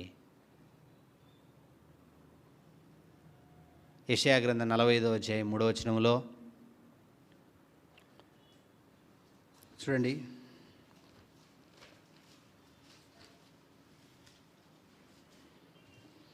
నలభై 45వ అధ్యాయం 3వ వచనం. పేరు పెట్టి నిన్ను పిలిచిన ఇశ్రాయేలు దేవుడైన యెహోవా నేనే అని నీవు తెలుసుకున్నట్లు. అలాగున నాకు ఇవ్వబడిన బాప్తిస్మ వాగ్దానంలో దాదాపు ఒక 18 సంవత్సరాలుగా నేను ఎప్పుడూ చూడలే. ప్రభువా, పేరు పెట్టి అంటున్నారు, అక్కడ సేవకులు చెప్తున్నారు, ఇక్కడ చెప్తున్నారు, ఇది నా పేరు పెట్టి పిలిచినది ఎక్కడుంది అని అడిగాను. ఇది ఎవరికి తెలియదు. నేనే మాట్లాడుతున్నాను, నేనే ప్రార్థన చేసుకుంటున్నాను.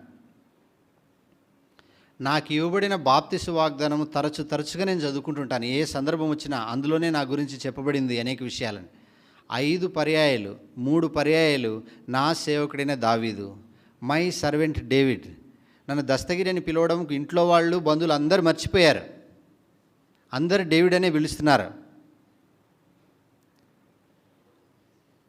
ఆకాశమునకు సూర్యునికి నేను చేయబడిన నిబంధన తప్పితే తప్ప నేను నీ ఎడల చూపిన నిబంధన నేను తప్పిపోను. నా కృప నీకు చూపకుండా మానను. నా సేవకుడైన దావీదు.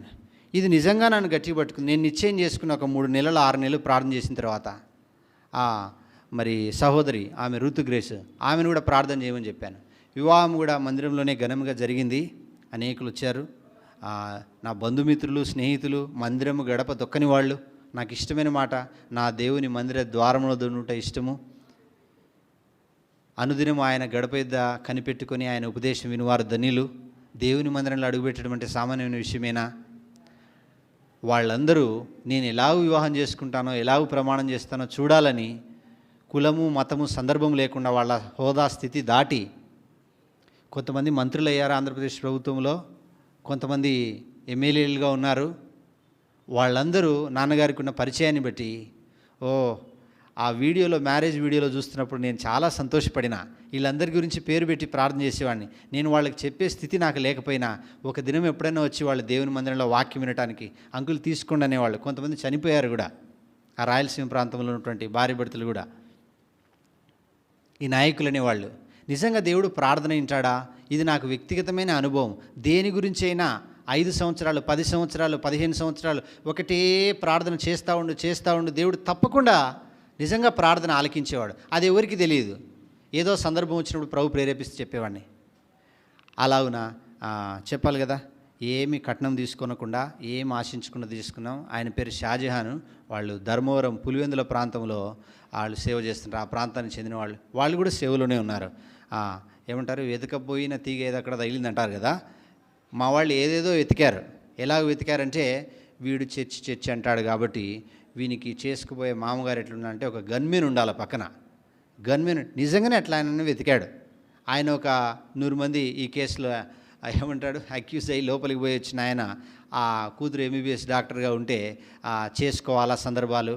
వీనికి వెనకల బలం ఉండాలి. వీడేదో ఏమి లేనడంలాగా ఊరిక ఓ పిచ్చివాడిలాగా తిరుగుతుంటాడు. వీనికి ఒకటి వెయిట్ ఉంది, మేమున్నా లేకున్నా ఎంతకాలం ఉంటామని తల్లిదండ్రులు ఇట్లా వాళ్ళు చూసిన సంబంధాలు. కానీ నేను ప్రభుని అంగీకరించిన అమ్మాయి ఉండాలా. ఆ అమ్మాయి వచ్చి మా తల్లిగారికి వాళ్ళు కూడా 4 మాటలు చెప్పాలా. ఏదో విధం చేత కారణం కావాలా. సరే, ఆ వివాహం జరిగిపోయింది. ఏం ఆశించలేదంటే ఓ సేవకురాలు కాకపోయినా సేవకుని కుమార్తెగా ఆమె ఏమీ లేకుండానే వచ్చింది మ్యారేజ్కి. ఇదంతా దేవుని ఏర్పాటే. తర్వాత అట్లనే ఉండింది. ప్రభు కూడా నేను కొంతకాలం పరిచర్యలో ఉన్నాను. హెబ్రోన్లో మరి దైవజనులకు తెలియజేస్తే ఈ సేవ గురించి, సందర్భం గురించి, దీని గురించి 2 సందర్భాలు జరిగాయి. వివాహమైన తర్వాత ఒక 9 నెలల సంవత్సరంలో ఒక పాప పుట్టింది మాకి. ఆ పాప పుట్టిన తర్వాత ఉన్నట్టుగా ఇంటెన్సివ్ కేర్లోకి, NICUలోకి పోవాల్సి వచ్చింది. అట్లాగే ఉండి కొన్ని దినాలు లక్షలు ఖర్చు పెట్టాము, బ్రతకాలా చేయాలని. పాప చనిపోయింది. ఓ రోజు రాత్రి 1 గంటప్పుడు మంచి డాక్టర్ గారికి తీసుకుపోయి, మంచి పీడియాట్రిషియన్ దగ్గర రెయిన్బో హాస్పిటల్ అనే ఏరియాలో చేర్పించిన, మీకు కూడా తెలుసుంటుంది. ప్రభు నన్ను దర్శిస్తున్నాడు, నువ్వు పరిచర్య చేస్తున్నావు, మందిరంలో ఉన్నావు, పూర్తికాలంగా కుటుంబం కొరకు వస్తావా లేదా. అంత గట్టిగా కొడితే కానీ నాకు అర్థం కావడం లేదు. తర్వాత నాన్నగారు ఒక ఎమ్మెల్యేకు బినామీగా ఉన్నాడు. ఆయనకున్న అపార్ట్మెంట్స్, ఆయనకున్న బిజినెస్ అన్నీ దస్తగిర్ కాంట్రాక్టర్ ఇదే పేరుతో ఉన్నాయి. చెక్ రిటర్న్ మీద అన్నిట్లో కూడా సంతకాలన్నీ ఈయనవే ఉన్నాయి. ఒకానొక సందర్భం వచ్చినప్పుడు ఆయన ఏం చేయలే, అన్ని వాడిని అడుగుపోండి అని చెప్పాడు. ఇప్పుడు ఐకార్ భవన్కి నేను మా ఫాదర్ వెళ్ళి, ఇప్పుడు కిందికి వస్తే అరెస్ట్ చేస్తామనే సందర్భంలో స్టేట్మెంట్ ఇవ్వండి, ఇవన్నీ మీ పేరు మీద ఉన్నారు, దీనికి TDS లేదా ట్యాక్స్ కట్టకుండా 69 లక్షలు పెండింగ్ ఉన్నది, దీన్ని ఎప్పుడు కడతారు ఏంటి, నోటీసులు ఇస్తూ ఉంటారు వాళ్ళు, అన్నీ వాళ్లే కట్టుకునేది కదా అనే ఉద్దేశంతో అలా ఉండిపోయింది. తర్వాత ఆయన చెప్పారు, పేరు మీదే, నేమ్ లెండర్ మీరే కాబట్టి ఈ సందర్భాలన్నీ జరగవు, ఇప్పుడు కిందికి వెళ్తే నిన్ను మీ నాన్నని ఇద్దరిని అరెస్ట్ చేయడం తప్ప వేరేదేం లేదని స్టేట్మెంట్ రికార్డ్ చేశాడు ఆ ఇన్కమ్ ట్యాక్స్ ఆఫీసర్. నాకు ఎక్కడో వెలుగుతుంది.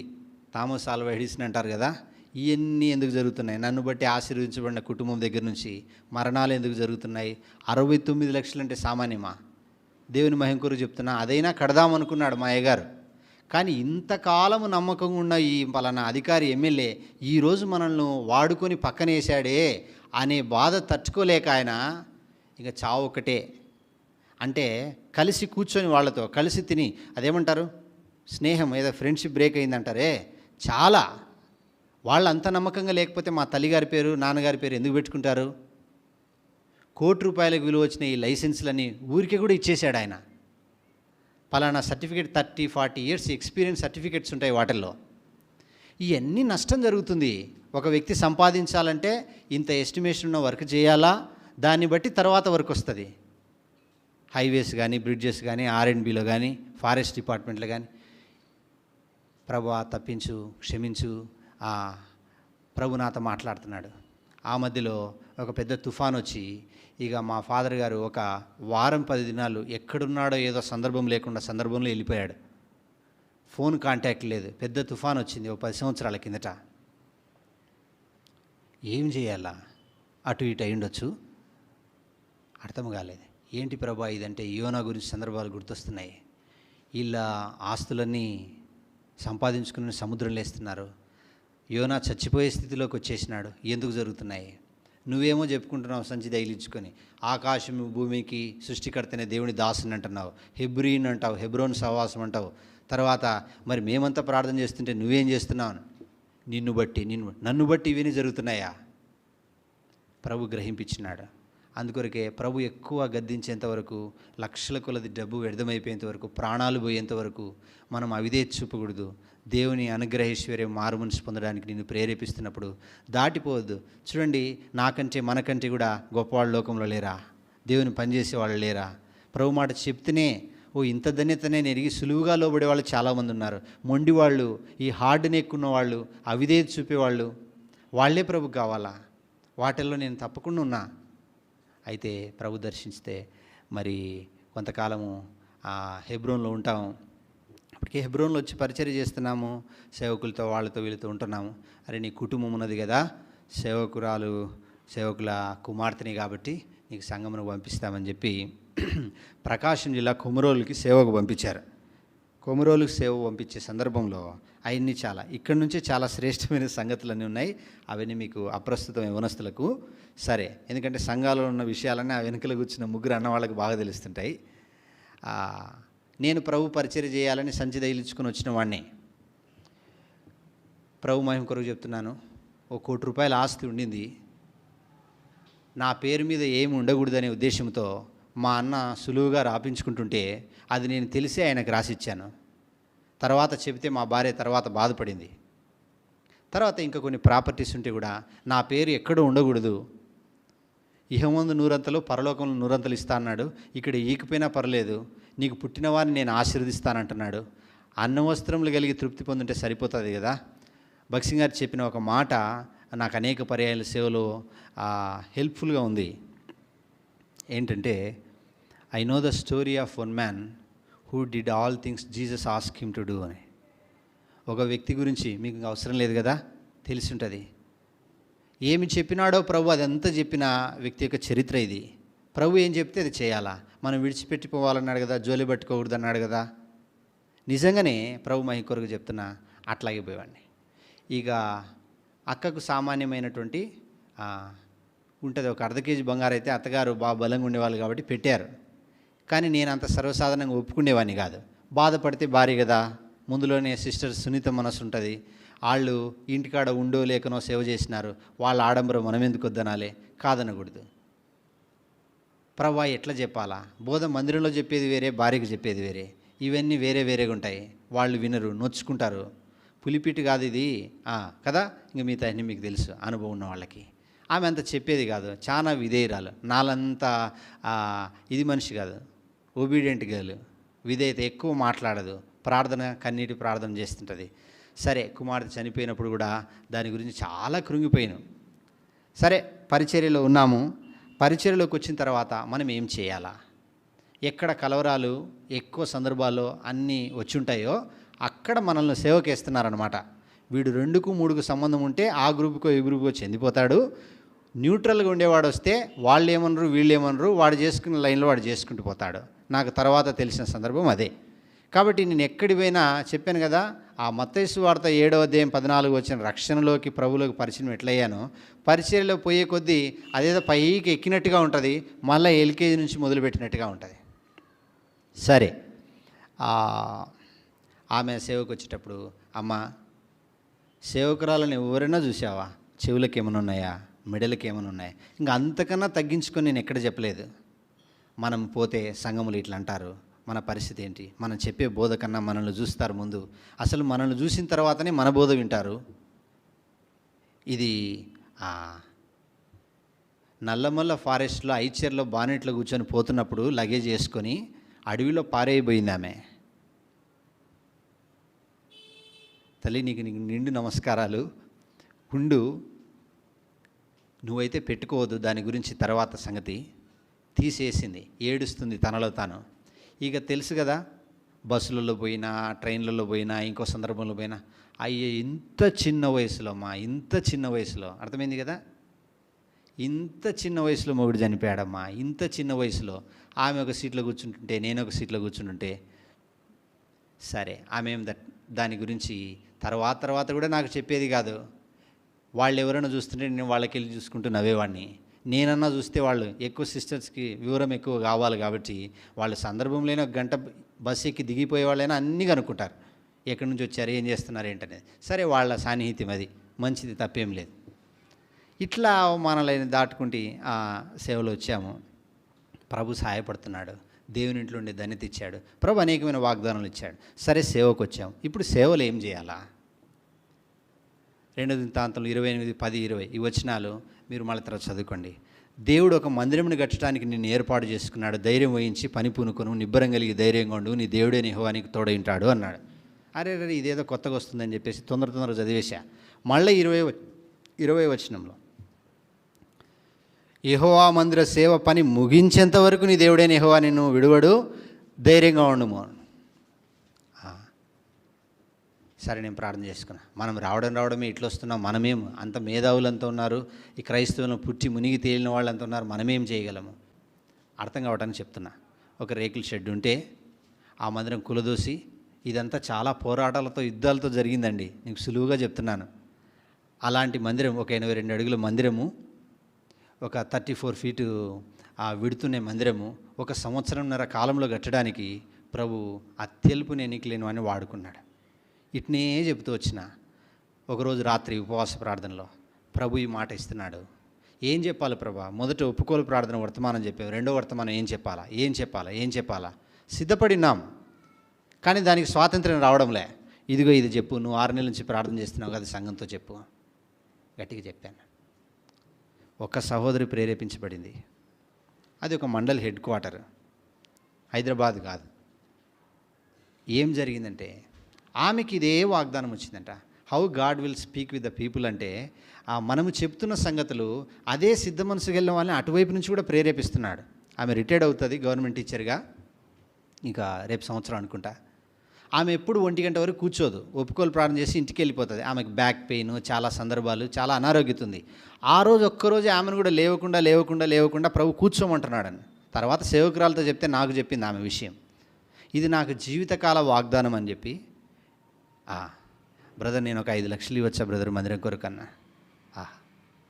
నాకు 3 రోజుల తర్వాత చెప్పింది. చెప్తేనే రియాక్షన్ వెంటనే రాదు కదా, వర్తమానం కొరకు 2-3 రోజులు పడుతుంది ప్రభు కార్యం చేయటానికి. ఇట్లా అంటుంది పలానా సిస్టర్ అంటే, అవునా? ఇక ఆమెకు కూడా చెప్పలేదు. ప్రభుతోనే చెప్పాల్సిన కొన్ని వ్యక్తిగతంగా ఉంటాయి కదా. ప్రభా నువ్వు చెప్పిన వాక్యం ఇది కరెక్టేనా, ఆధారంగా ఇంకొని పురికొల్పుతున్నావే, ప్రేరేపిస్తున్నావే. అప్పుడు నోట్ల రద్దు అయిపోయింది. డిమానిటైజేషన్ టైంలో డబ్బులు ఇస్తామనే వాళ్ళు ఉన్నా కూడా 2000కు లైన్లో నిలబడాల్సిన పరిస్థితి, చాలా సందర్భాలు. అప్పుడు తిమోతి గారికి వాళ్ళకి చెప్పాము, జనవరికి అంత పరిస్థితి మారుతుంది లేరా అన్న. వాళ్ళు ఏదో మన ఆసక్తిని చూసి పురికొల్పడానికి ఒక మాట చెప్తారు. సరే, వాళ్ళు రిక్వెస్ట్ చేసి మళ్ళీ ఇప్పుడు చెప్తున్నాను, ఇంతవరకు ఇది 4వ సంఘము. నేను ఈ జహీరాబాద్లో తర్వాత కొమరోలో 4 సంవత్సరాలు సేవ చేసిన తర్వాత దైవజనులు ప్రార్థన చేసి ఒక 2-3 భాషలు మాట్లాడతావు కనుక గోవా ప్రాంతంకి వెళ్ళమని చెప్పారు. అక్కడ కొంతకాలము పరిచర్యలు ఉన్నాం. దీనికి మధ్యలో ఒక సందర్భం జరిగింది. సరే, మందిర పని పరిచర్య అంతా ఎట్లుంటుందంటే ఒక 2 విషయాలు చెప్తాను. ఎట్లుంటుందంటే, నువ్వు దేవుని చిత్తమే, వాగ్దానమే, దేవుని ఏర్పాటే కనుక్కొని చేస్తుంటావు. అది ఒకరికే నచ్చుతుంటుంది, ఇంకొకరికి అస్సలు నచ్చదు. ఎందుకు నచ్చదు అంటే, ఇక్కడైనా ఎవరైనా ఉంటే బాధపడద్దండి, వాళ్ళ నాయనో తమ్ముడు ఎవరో కట్టిపోయి ఉంటారు ఒకటి, అది పోతే మేము కట్టినది లేకుండా పోతుందని దాని గురించి ఒక చిహ్నాల్లాగా పెట్టుకొని ఉంటారు. అంటే అది ఉంటే మేము ఉన్నప్పుడు అది చెప్పుకోవడానికి. నిజంగా అట్లనే జరిగేది. నేను కళ్ళారా చూసినాను, పుస్తకంలో చదివేది కాదు. చిన్నగా ఇరుకుగుండటమే ఇష్టం, మీకని చెప్పటం లేదు. అక్కడ ఉన్న మనస్తత్వాలు, ప్రజలు మల్టిపుల్ ఆ క్యారెక్టర్లు ఎట్లున్నాయంటే, ప్రజలు చాలా పెద్దవాళ్ళు, మంచోళ్ళు, కానీ స్వభావం మారలే, సహకరించేవాళ్ళు కాదు, అంతా నిందలే. వీడు నిన్నగాక మొన్న వచ్చాడు, ఆ మందిరము గోడలు కట్టే లోపల వద్దని సంచి పాడేసి పారిపోతారు చూడు వెనక్కి వీడని. కొంతమంది ఎదురుగా, నాకు రాయలసీమలో చావులు బతుకులు బాంబులు చూసింటోని కాబట్టి దేవుని కృప అంతకంటే ఎక్కువ 2 అంతలు తోడున్నది కనుక మంచిదన్న ప్రైజ్లా ఇట్లా అనుకుంటూ వినపడినా చెవిటంలాగా మనల్ని కాదులే అన్నట్టుగా 15-20 మంది గొడవ పడుకుంటూ వచ్చేవాళ్ళు మందిరంలో. ఇవి చెప్పాలా? ఎందుకు చెప్తున్నానంటే, సేవ సామాన్యమైన సంగతి కాదు.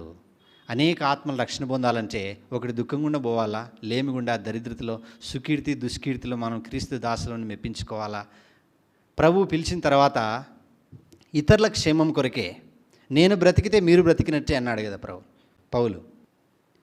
నేనుగా నా నోరు తెరిచి మందిరంలో కడుతున్నా, మీరు సమర్పించుకోండి, పలానా అకౌంట్ ఉంది, లేకపోతే పలానా దాంట్లో బాక్సులు వేయండి. వీటన్నిటికీ వాక్య ఆధారంలో యోవాషు కాలంలో ఎట్లా చేశాడు, ఒక ధననిధి కొరకైనటువంటి ద్రవ్యం కొరకు కానుక బాక్స్ పెట్టి అది నిండిన తర్వాత మరలా చేయాలి. ఇదే విధానంలో వాక్యం ఇట్లుంది, వాక్యం ప్రకారం చేస్తాం, దేవుడు మీ కుటుంబాలను ఆశీర్వదిస్తాడు. ఇదే మాట చెప్పాం. 5 రొట్టెలు 2 చేపల గురించి వర్తమానం ఒక 3 మాసములు ఇదే వాళ్ళకి చెప్పాను.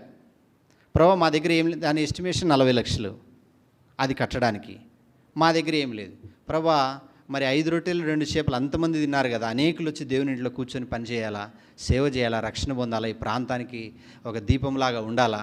చాలామంది వెళ్ళిపోయారు, పెద్ద వాళ్ళు సేవ చేసి. సరే, ప్రభు ఈ వాగ్దానం ఇచ్చాడు. ఏదేమైనా అటు వాళ్ళకి చెప్పి ఇటు వాళ్ళకి చెప్పి నాకు 60 సంవత్సరాలు లేవు, కానీ 60 సంవత్సరాలు వాళ్ళు ఎట్టుంటారో వాళ్ళది విని వీళ్ళది విని, మంచిది బ్రదర్, మనకే కదా బ్రదర్, మన కూర్చోవడానికే, మన మందిరమే కదా బ్రదర్, మన పిల్లలకు మేలు పొందుతారు. వాళ్ళు ఎంత గొడవతో ఎంత విధానాలతో వచ్చేవాళ్ళు, నా మీద కోపంతో కాదు, మధ్యలో నేను ఉంటాను కాబట్టి.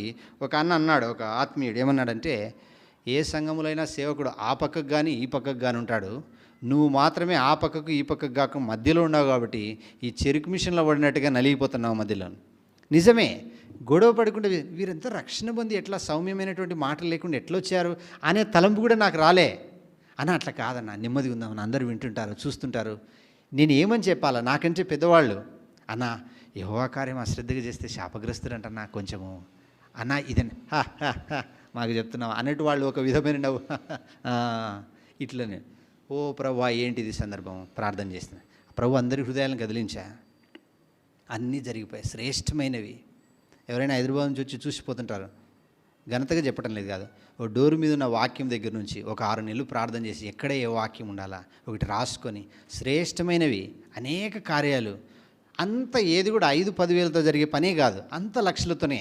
డోర్లు ఒక 5 లక్షల పని, అంతా ఈ బల్లార్ షటీక్తో ఆ డోర్లని చేయించేసినాం. అట్లా ప్రజలు ఒక్కొక్కరు ఎవరిచ్చినా ₹1,00,000. అందుకే హైదరాబాద్ కాదని చెప్పాను ఆ ఊరు. ఎట్లా వచ్చింది ప్రేరేపణ, ఏంటి జరిగిందో దేవుడు వాగ్దానం ఇచ్చినాడు. మధ్యలో కొంత సమయం, కొన్ని నెలలు పనివాళ్ళు రాకుండా ఆగిపోతుంటే ఇక నాకు భారం అయిపోతుంది. అప్పుడు ప్రభు మళ్ళీ ఇదే మాటే, యెహోవా మందిర సేవ పని అంతా ముగించే వరకు నేను నిన్ను విడవను, మధ్యలో మిడిచిపోవని. తప్పుగా అనుకోదు, బాధ్యత గల సహోదరులు తప్ప అందరూ ప్రేరేపించబడుతున్నారు. వాళ్ళలో ఒక ఆయన భార్య భర్తలు టీచర్లే, white and white with Bible bag, Bible on his bosom, ఇట్లనే అపీరెన్స్, అవుట్వర్డ్ అపీరెన్స్ అంతా. కానీ ప్రభుకి ఇచ్చే విషయంలో లేదు. అప్పటికి 6 నెలలు అయిపోయింది, మందిరం కూలదూసాం, ఓ 200 ట్రాక్టర్లు అమ్మన్నంత వేస్టేజ్ బయటికేసి మళ్ళీ ఫౌండేషన్ కొరకు మళ్ళీ తోలించాం. ఇంత సందర్భంలో కూడా ఆయన ఏం ముందుకు రాలే. స్లాబ్ అయిపోయింది, స్లాబ్ రోజు కూడా దేవుడు గొప్ప కార్యం చేశాడు. నిజంగా దేవుడు ఆ భక్తుల దినాల్లో కాదు మన దినాల్లో ఉంటాడని. ఒక గొప్ప తుఫాను పడుతుంది ఆ వారం రోజుల నుంచి, స్థలం లేదు. ఒక 1000 సిమెంట్ బ్యాగులు తీసుకుని వచ్చినాం, ఎదురుగా వేసుకున్నాం. వర్షము కొంత ఒక గంట స్లాబ్ వేసుకోవడం ఆరంభించేసరికి పడింది వర్షము. అప్పుడు నాకు ఏ కిరీటం పెట్టింటారు ప్రజలంతా, వీడు సేవకు వచ్చినాడు, ఆ సంచి తగిలించుకొని ఆ ఊరికి ఆ మత్తయి సువార్త నుంచి మార్కు సువార్త 4 మాటలు నేర్చుకొని గాలిలో దీపం పెట్టి వర్షం వచ్చేది తెలియదు, ఆ స్లాబ్ వేసేది తెలియదు, ఇంత డబ్బులు వేస్ట్. నాకు వినపడుతూనే ఉండాలి చెవులకు. ఒక పక్కన ఉపవాస ప్రార్థన చేయమని అక్క వాళ్ళకి చెప్పాను ఒక స్థలంలో, ఆ సండే స్కూల్లో, మీరు ప్రార్థన చేస్తూ ఉండండి, ఆ పని జరుగుతుంది. ఏడ్చి బిగ్గరగా ప్రార్థన చేశాం. దేవుడు నిజంగా వర్షం ఆపేశాడండి. ఆ దినమంతా రాత్రి 8:30-9 వరకు జరిగింది స్లాబ్. దేవుడు ఘనమైన కార్యాలు చేశాడు. అప్పటి నుంచి కొంత మాట్లాడని వాళ్ళందరూ ప్రభు చూస్తూ ప్రభు మహింపరచబడినాడు, అది మాత్రం చెప్పగలను. తిరిగి ఆ ప్రతిష్ట కొరకు కూడా అనేక మంది, ఓ 1200-1500 మంది ఆ సేవకులేమి విశ్వాసులేమి వచ్చి చెప్పున్నప్పుడు దైవజనుడు కూడా కొన్ని మాటలు సాక్ష్యం చెప్పరా అన్నప్పుడు నేను ఒకటే మాట చెప్పాను. ఏంటంటే, నాకు ఇష్టమైన మాట, నేను వెళ్తున్న మాట. అనేకమైన సందర్భాలు ఉన్నాయి దేవుని వాక్యం నన్ను ఆదరించినవి. ఇదొకటి చదువుతాము, నేను ముగిస్తున్నాను.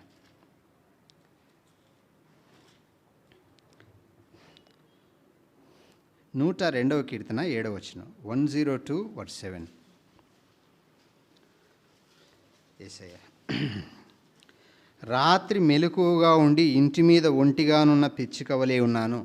ఈ మాట చెప్పాను. రేపు దేవుని మందిర పని జరుగుతున్నప్పుడు రాత్రంతా నిద్రపట్టలే, మేలుకొని ఉంటున్నా. 3 అయిపోతుంది, వర్షమేమో పడుతుంది. సంఘంలో ప్రకటన చేశాం, పలానా రోజు మందిర పని చేస్తామని చెప్పి. నిజంగా ఒంటిగానే ఉన్నా, మోకరిస్తున్నా, సాగిలు పడుతున్నా, అక్కడనే కూర్చొని ఉన్నా. చిన్న పిల్లలు కాబట్టి సిస్టర్ వాళ్ళు కింద ఉన్నారు, వాళ్ళ ప్రార్థన వాళ్ళు చేసుకుంటున్నారు. దేవుడు ఆ భారము ఆ తెలుపునికి ఇచ్చినాడు. దేవునికి మహిమ కలుగును గాక. దేవుడు నిజంగా ప్రార్థన ఆలకించి దేవుడి కార్యాలు జరిగించినాడు. నీ దేవుడే నీ యెహోవా నిన్ను మంచి దేశంలో ప్రవేశపెడతాడని చెప్పి ఒక మాట మాట్లాడుతూ ఉన్నాడు 2-3 సంవత్సరాల నుంచి. అక్కడ ఉన్నప్పుడు 3 సంవత్సరాల కిందట, ఏంటి ప్రభువా మంచి దేశంలో ప్రవేశపెడతానన్న. మందిరం కట్టిన తర్వాత కూడా నేనే ఊళ్ళో సేవ చేస్తానేమో, ఇంకా అదే మంచి దేశం కదా, అంతకు మించింది ఏముంటుంది అని నేను అనుకున్నాను. నాకు సమాధానంగా ఉండడమే ఇష్టము. ప్రభు సమాధాన పరిచర్యనే నాకు ఇచ్చినాడు, అది కాపాడుకోవడానికి ఇంతవరకు ప్రభు సహాయపడుతున్నాడు. నెమ్మదిగానే దైవజనులు పంపించినప్పుడు వారు ఏ స్థలంలో పంపించినా నీ పంపు చోటున నీకు తోడుగా ఉంటా, నేను నీకు ముందుగా వెళ్తానని ప్రభు అంటున్నాడు. ప్రభు ఉంటానంటున్నాడు కదా. అక్కరత గల స్థలాలు అనేకమైన ప్రజలు ఉంటారు, ఆ భాష ప్రాంతము నువ్వు నేర్చుకుని వాళ్ళకి తెలియజేయి. ఇట్లాగూ సాగిపోతున్నప్పుడు నేను పాస్పోర్ట్ తీసుకొని ఒక 10 years అది ల్యాప్స్ అయిపోయింది. అది ఎందుకు చెప్తున్నానంటే, లండన్లో ఉండటానికో లేదా సౌత్ ఆఫ్రికా వెళ్ళటానికో ఇంకో సందర్భంలో నేను ముందే చేయించుకొని ఉన్నా వెళ్ళాలని. ఇప్పుడు సేవకు వచ్చిన తర్వాత దాని గురించి మనకు ఆ స్టాంప్ కార్డు కంటే కూడా పక్కన పడిపోయింది, అసలు దాని సందర్భమే లేదు. ఈ రేకుల షెడ్లు దాటుకొని, ఈ ఊర్లు దాటుకొని, ఈ ఎయిర్ బస్సులు, ఈ టిప్పర్లు, ఈ ట్రాక్టర్లు దాటుకొని మనం ఎక్కడ పోతాము? మంచి దేశంలో ఎక్కడ ప్రవేశము ఏంటి? అసలు దాని గురించి తలంపే లేదు. గ్రామాల్లో పరిచయం చేయాలి, అరణ్యంలో ఒక 10-15 కిలోమీటర్లు నడుచుకుంటూ మా వాళ్ళని విశ్వాసాలను ఎక్కించుకొని, అక్కడ కొన్ని గ్రామాల సెల్ ఫోన్లు, టవర్లు లేని మా మండలంలోనే ఉండే దేవకుమారి అని ఈ ప్రకాశం, నెల్లూరు జిల్లా ప్రాంతంలో వాళ్ళని ఎక్కించుకొని వాళ్ళకి చెప్పడం, ఇదే సేవతోనే సరిపోయింది. అయితే ప్రభు ప్రతిఫలం ఇచ్చినాడు, ప్రభు గణపరిచినాడు. ఈ హోలీ ల్యాండ్ పోవడానికి ఒక ప్రపోజల్ వచ్చింది. 2 సంవత్సరాలు నేను దాన్ని ఇస్రాయెల్ కంట్రీ, జోర్డాన్, ఈజిప్టు, ఈ ప్యాలెస్తీన్ ఈ ప్రాంతం పోవడానికి నాకేం తలంపు లేదు. కానీ బ్రదర్ మీరు వెళ్ళాలని నాకు పిలుపు వస్తుంది. మనము మందిరం పరిచర్య ఉంటుంది, ఇదంతా మనకు కుదరదు, 2 వారాల పైన పోవాలి, మందిరం పరిచర్యలు ఉంటాయి, ఇవన్నీ కాదు అని. లేదు నేను ప్రభు ప్రేరేపణిస్తున్నాడు. మంచి దేశంలో ప్రవేశపెడుతున్నాడు. అవును ప్రభా, మరి మంచి దేశం అంటున్నారు, ఏంటిది సందర్భం, పోవాలా వద్దా అన్నప్పుడు ఒకరోజు నేనే నిలబడి ఆ పరిచర్యలో పాట పాడుతున్నా. వలదు వలదు ఏడు వలదు వెలుడి గలిలయకు అని. గలిలయకు అని చాలా సంవత్సరాలు, 20 సంవత్సరాల నుంచి పాడుతున్నా. నువ్వు గలిలయకు పోవాల్సిందే అని తలంపు వస్తుంది. నువ్వు చెప్పు ప్రభా, కొంత ఆదరణ ఉంటే చదివే దగ్గర నుంచి వివాహం దగ్గర సేవ వరకు ఇట్లున్నామే, మన ప్రాంతంగా ఇంకో దేశంకి వెళ్ళాలంటే పరిచర్ను వదిలి, అది ఎకేషన్ కొరకు కాదు, రిక్రియేషన్ కాదు, దైవికమైన సంగతులు అనేకం నేర్చుకోవడానికి, తెలుసుకోవడానికి కూడాను. దేవుడు ఎంత నమ్మదైన వాడంటే, మళ్ళీ తర్వాత యెహోషువ గ్రంథంలో నేను చదువుతుంటే, ఎరికోకెళ్ళుము, మరి ముఖ్యంగా ఎరికో పట్టణాన్ని చూడుము అన్నాడు. మరి ఎరికో పట్టణం యెహోషువ గ్రంథం 2వ అధ్యాయంలో మరి ముఖ్యంగా దాన్ని చూడాలని నేను ఏమీ ప్రయాసపడకుండానే నాకు కావాల్సిన డాక్యుమెంట్లు, ఈ సంబంధించినటువంటి ఈ జర్నీ ప్రిపరేషన్స్ అంత ప్రభు సహాయపడుతూ వచ్చినాడు. ₹1 కూడా నా జేబులో నుంచి నేను పెట్టుకోకుండా, నాకు ఎవరేమీ ఒక డినామినేషన్ సంఘం తరపున నేను సేవ చేయడం లేదు. కానీ ప్రభు విశ్వాసుల ద్వారా ఇంకొకరి ద్వారా ఒక 1.5 year బ్యాక్ హోలీ ల్యాండ్కి పోవటానికి ప్రభు సహాయపడినాడు. అక్కడ పోయిన తర్వాత ఈ పరిచర్య వీళ్ళకి అప్పగించి హెబ్రోన్లో కూడా చెప్పి, ఇట్లా ప్రభు తరుణం ఇస్తున్నాడు అని చెప్పాను. అంకుల్ వాళ్ళకి కూడా చెప్తే, నేను పోయి రాలేను. నేను ముందు వాళ్ళకే చెప్పాను, తిమోతి గారికే చెప్పాను, అంకుల్ మీరు పోయి రండి, నాకు ఏదో ఆఫర్ వస్తుంది సంవత్సరం కింద నుంచి, మీరు పోయి చూసి రండి, నాకు దాని మీద అంత చింత లేదు, అది నడిచేది ఎక్కువ ఉంటుందిరా, అంత నేను నడవలేను, నాకు కూడా ఇంతమంది అవకాశం లేని పోలేను అన్నారు. ఇది ఉన్నమాట, వాస్తవం అన్నమాట. సరే పోయిరా, మన జయరాజన్న సందర్భంలో కూడా అని వెళ్ళేటప్పుడు మాట్లాడుతుంటే, వెరీ గుడ్, బాగుంటుంది, మంచిది, పోయిరా ఈ సందర్భం చెప్పాడు. దేవుడు ఇచ్చిన పరిచయం కొలది. వెళ్ళిన తర్వాత అక్కడ జరిగిన చాలా విషయాలు శ్రేష్టమైనవి ఎట్లున్నాయంటే ఇంకా అన్నీ చెప్పడం లేదు. బాప్టిజం తీసుకునే సందర్భంలో యుఎస్ సిటిజన్షిప్ ఉన్న వాళ్ళు ఒక 12 members ఉన్నారు. అంత విశ్వాసాల పరిచర్యలు ఉన్న వాళ్ళు కూడా ఆ యోర్దాన్లో బాప్తిసం తీసుకోవాలని అంటున్నారు. నేను అప్పుడు కొంతకాలం కొన్ని స్థలాల్లో మాత్రమే బాప్తిసం ఇచ్చినాను వ్యక్తిగతంగా. నేను ఎక్కువ శాతం ప్రభు మరుగున ఉండేదానికే నన్ను సిద్ధపరిచినాడు. అది దేవుని మహిమ కొరకే. మరి ఏదేమైనప్పటికీ ఆ పాస్టర్ గారు ఒకరు వచ్చి, బ్రదర్ మాకు దర్శనమిచ్చాడు, వాళ్ళు ఇప్పుడు కూడా యూఎస్లో ఉంటారు, చికాగోలో, మాకు దర్శనమిచ్చాడు ప్రభు, మీ చేత బాప్తిసం తీసుకోవాలన్నాడు. అమ్మ, నేను ఇక్కడికి రావడమే గొప్ప సంగతి, ఇక్కడ నుంచి నేను యోర్దాన్లో దిగి మీకు బాప్తిసం ఇవ్వడం ఏంటి, ఆల్రెడీ మీరు పరిచర్యలో ఉన్నారు. లేదు, ప్రభు మాకు దర్శనమిచ్చాడు. ఆయన ఐఆర్ఎస్ సర్వీస్లో ఉండి వాలంటరీగా సర్వీస్ వదులుకొని సేవలో ఉన్నాడు. వాల్టర్ గారు ఆయన పేరు, ఆ సిస్టర్ ఐరినమ్మ, ఇంకొంత లండన్ నుంచి. ఇంకా ఆ పోయిన ఈ ఏమంటారు ఆ బ్యాచ్లో 40 members ఈ పల్లీలు బఠనాలు అమ్ముకునే బ్యాచ్ ఎవరైతే ఉన్నారు అంటే అది నేను ఒక్కనే. ఎందుకు పల్లీలు బఠనాలు అంటున్నానంటే, అల్పమైన స్థితి గలవాడిని నేను ఒక్కనే. కానీ ప్రభు చాలా విలువైనగాని ఎంచి అనేకులు ఎదుట నిలబెట్టడానికి, దస్తగిరి గారు పాస్టర్ గారు కొంత బాప్తిస్మ వాక్యం చెప్పండి యోర్దాన్ నది దగ్గర, ఆ డైరెక్టర్ గారు నాకు చెప్తాను. నేను ఎప్పుడు కోరుకునేవాడిని కాదు, మామూలుగా నలుగురిలో నేను కూడా నిలబడేవాడిని. తృణీకారం చాలా అనుభవించినాను. నాకు 50 సంవత్సరాల పైన ఉంటే విషయం వేరేలాగా ఉండేదని చాలామంది అంటుంటారు. పర్వాలేదు, ప్రభు హెచ్చిస్తాడు తగిన కాలంలో. హెచ్చింపు నాకు ఇష్టం లేదు. స్వభావంగా శరీరం అయితే హెచ్చింపు కోరుకుంటుంటుంది. 4 మాటలు చెప్పాను.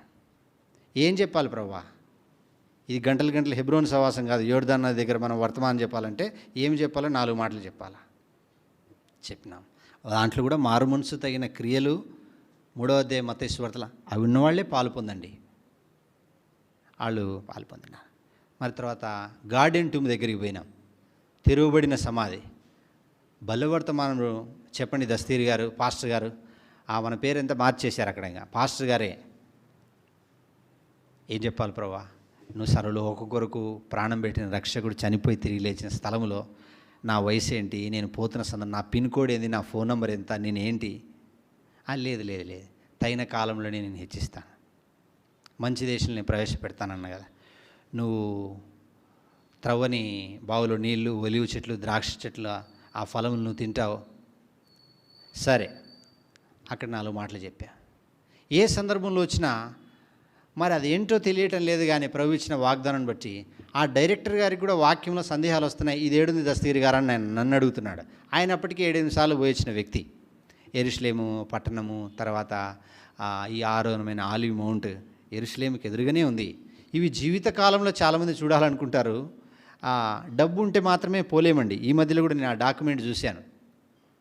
40 సంవత్సరాల లోపున్న వాళ్ళు, పైనున్న వాళ్ళనే ఇజ్రాయెల్ కంట్రీ వాళ్ళు అప్రూవ్ చేశారు వీసాని. అంతకన్నా తక్కువ ఉన్న వాళ్ళు, కొంత ఎక్కువ చదువు చదివిన వాళ్ళు అక్కడే ఉండిపోయి మిస్ అయిపోతారనే సందర్భంతో వాళ్ళని ఎవరిని వాళ్ళు యాక్సెప్ట్ చేయలేదు. డబ్బుతో సంబంధించిన విషయం కాదండి ఇది, దేవుని ఏర్పాటు, దేవుని ఉద్దేశము. అక్కడికి వెళ్ళిన తర్వాత వాళ్ళు చాలాసార్లు సందర్భం నన్ను అడిగారు, పాస్టర్ గారు ఎందుకు పోతున్నారు ఏంటనేది. నేను నవ్వుకుంటూనే నాకు తెలిసిన సమాధానమే నేను చెప్పేవాడిని, దేవుని కృపండి, దేవుని ఏర్పాటండి. పాస్టర్ గారు మీరు మాతో ఉండాలా, చెప్పాలా నీకు సంగతులు, సరే సహకరించండి. ఇలాగ పోయేసి వచ్చాము, సాక్ష్యం చెప్పినాము. ఇక అది కూడా నేను పోయి వచ్చిన సంగతి నేను ఎవరికి చెప్పలే. వీళ్ళకి మనకు సండే ఆరాధన ఛానల్ ఏదో వస్తుంటుంది కదా, రండి యేసు సంచరించిన ప్రాంతాల్లో మీరు కూడా అడిగిడండి అని వాళ్ళు చెప్తుంటారు కదా. వాళ్ళు 2 గంటలు, 2:30, 3 గంటల సమయంలో ఇంట్లో మందిరం అయిపోతూనే పోయి చూస్తారు కదా. వాళ్ళు వచ్చి మళ్ళీ మందిరంలో మనకు చెప్పేవాళ్ళు, అన్న నువ్వు ఆ బ్యాచ్ లేదన్నా 40 మందిని తీసుకుపోయావు నువ్వు ఇజ్రాయేల్కి అని. 40 మందిని నేను తీసుకుపోలేదండి, 40 మందిలో నేను ఒకనిగా పోయాను, ఏందన్నా నువ్వు అసలు అని. అలా అని చెప్పి వాళ్ళు పంపించిన సీడీ ఒకరోజు సాక్షార్థంగానే ఇట్లుంటాయి ఇవి సంగతులు, ఇది వాస్తవం, మనం విశ్వాసంతో నమ్మినాము, ఇది నిజంగా ఆధారపూరితమైన సంగతులని చెప్పడానికి మందిరంలో కొంత మానిటర్ మీద ప్లే చేయడానికి ఆ ప్రకాశం జిల్లాలో. కానీ తర్వాత గోవాకి వెళ్ళాం. అక్కడే శ్రేష్టమైన అనుభవాలు, తెలియని ప్రాంతం, తెలియని ప్రజలు. అక్కడ మన అరేబియన్ సీలో ఆ యవనస్తులకు కొంతమందికి బాప్తిస్మలు వేయడానికి, యవనస్తుల పరిచర్య చేయడానికి మందిరంలో కొంత నిర్మాణము. అక్కడ కూడా చాలా ఏళ్ళ నుంచి అది ఒక కొంత కట్టడం కట్టేది ఉండే. ఆ కంటిన్యూస్ రెయిన్స్ అక్కడ, ఇదంటే ఈ మాన్సూన్ 5 months కంటే ఎక్కువ ఉంటుంది గోవాలో. అంత ల్యాండ్ స్లైడ్ అయిపోతుంది కిందికి, మొత్తం మందిరానికి ఇబ్బంది అవుతుంది. నేను అది అడగడం వల్ల వేరే అనుకుంటున్నారే కానీ మందిర క్షేమం గురించి ఆలోచన చేస్తున్నాడని అనుకో. సరే, దానికి ప్రార్థన చేసి సంవత్సర కాలం ప్రార్థన చేసి ఆ పని జరిగిపోయింది. దేవుని పనిలో అత్యల్పంగా మరి ఆత్మీయంగా కూడా వాళ్ళు ఆదరించబడటానికి కన్నడ మాట్లాడే ప్రజలు ఎక్కువ ఉండే. కన్నడ వాళ్ళు, మన తెలుగు వాళ్ళు ఉండినప్పటికీ ఈ వారి మధ్యలో మరి క్రిస్మస్ సందర్భంలో కానీ ఇంకో విషయాల్లో సాయంకాలం ఆ ప్రాంతాల్లో జరగవన్నట్టు. చింబల్ పంజిమ్ దగ్గరలో ఉంటుంది, మర్సిస్ ఏరియాకి దగ్గరలో ఉంది గోవా స్టేట్లో. అక్కడ అంతా నేపాలీసు, మరాఠీసు, తర్వాత పశ్చిమ బెంగాల్ వాళ్ళు, తర్వాత ఈ బీహారీసు, వీళ్ళు డిఫరెంట్గా ఉంటారు. ఎక్కువ వాక్యం చెప్పడానికి అనుమతులు ఇవన్నీ ఉండవు. కానీ ఒక గృహమును ఆధారం చేసుకొని ఎంత సంతోషంగా దేవుని పరిచర్య చేయడానికి ప్రభు సహాయపడినాడు. తర్వాత ప్రభు ఈ లాక్డౌన్లో కూడా చాలా పాఠాలు మీరందరూ నేర్చుకుని ఉంటారు. నేను కొంచెం మొద్దును కాబట్టి కొంత లేటుగా నేర్చుకుంటున్నాను. ట్రాన్స్ఫర్ అయ్యే సందర్భంలో, అన్న మీరు ఒక సందర్భంలో సేవకులు లేరు, మీరు వెళ్తారని. సరే బ్రదర్, మీరు ఎక్కడికైనా, ఈ మాట నేను అక్కడికి పోతానని చెప్పేది నేను నేర్చుకోలే. అందుకొరకే వాళ్ళు కూడా ఎక్కడికైనా నన్ను పంపుతుంటారు.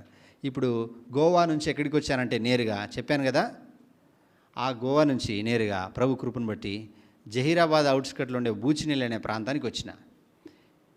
దేవుని ఏర్పాటు ఎట్లుందంటే, మేము గోవాలో ఉన్న దినాలంతా ఒక్క పాజిటివ్ కేసు కూడా లేదు. ప్రపంచమంతా ఇటలీ, ఫ్రాన్స్, యూఎస్ఏ, భారతదేశం, ఢిల్లీ, ముంబై అన్ని కేసులన్నీ మల్టిప్లై అయిపోతున్నాయి. గోవాలో నో కేసు. మీరు కావాలంటే ఎన్నికలు చూడండి, ఒక 6 నెగిటివ్ కేసులు ఉన్నాయి. నెగిటివ్గా వచ్చినవి కూడా. వాళ్ళకి మెడికల్ ట్రీట్మెంట్ అంతా చాలా బాగుంటుంది. వాళ్ళ awareness, educated people, developed state బాగుంటుంది. చర్చిలన్నీ వీధికి 4 ఉంటాయి, కానీ దైవ భయం లేదు, హృదయంలో శిలువ కార్యం లేదు. సరే, మనము వింతగా కనపడుతుంటాం. కనుక ఆ ప్రాంతంలో కొంత పని చేయడానికి ప్రభు సహాయపడుతూ వచ్చినాడు. తిరిగి చాలా దూరం 680 కిలోమీటర్లు ఎంతో ఉన్నది. ఈ లాక్డౌన్లో ఏమైందంటే దేవుడు నేర్పించే సంగతులు ఇరుకు మార్గం ప్రియులారా. ప్రభు మనల్ని ఎప్పుడు చేయి విడువడు. ఆ విషయం నేను మీకు చెప్తున్నాను. లగేజ్ అంతా పంపించిన తర్వాత, లగేజ్ పంపించేటప్పుడు సేవకులు ఎట్లా పంపుతారు? మనతో ఏం పెట్టుకుంటారు? ఈరోజు పంపితే రెండో రోజు మూడో రోజు వాళ్ళు పోతారు. ఉన్నది ఇంకొక జత మాత్రం పెట్టుకుంటారు. మిగతా వాళ్ళు ఎటు పెట్టి నాకు తెలియదు. మొత్తం అన్ని సర్ది పంపించిన తర్వాత ఆ నిర్ణయకాలం ఏది మార్చి 22వ తారీఖు వచ్చింది. ఇప్పుడు అన్నీ పంపించిన తర్వాత మేము ఎటు పోకుండా ఆడ ఉండిపోయినాం.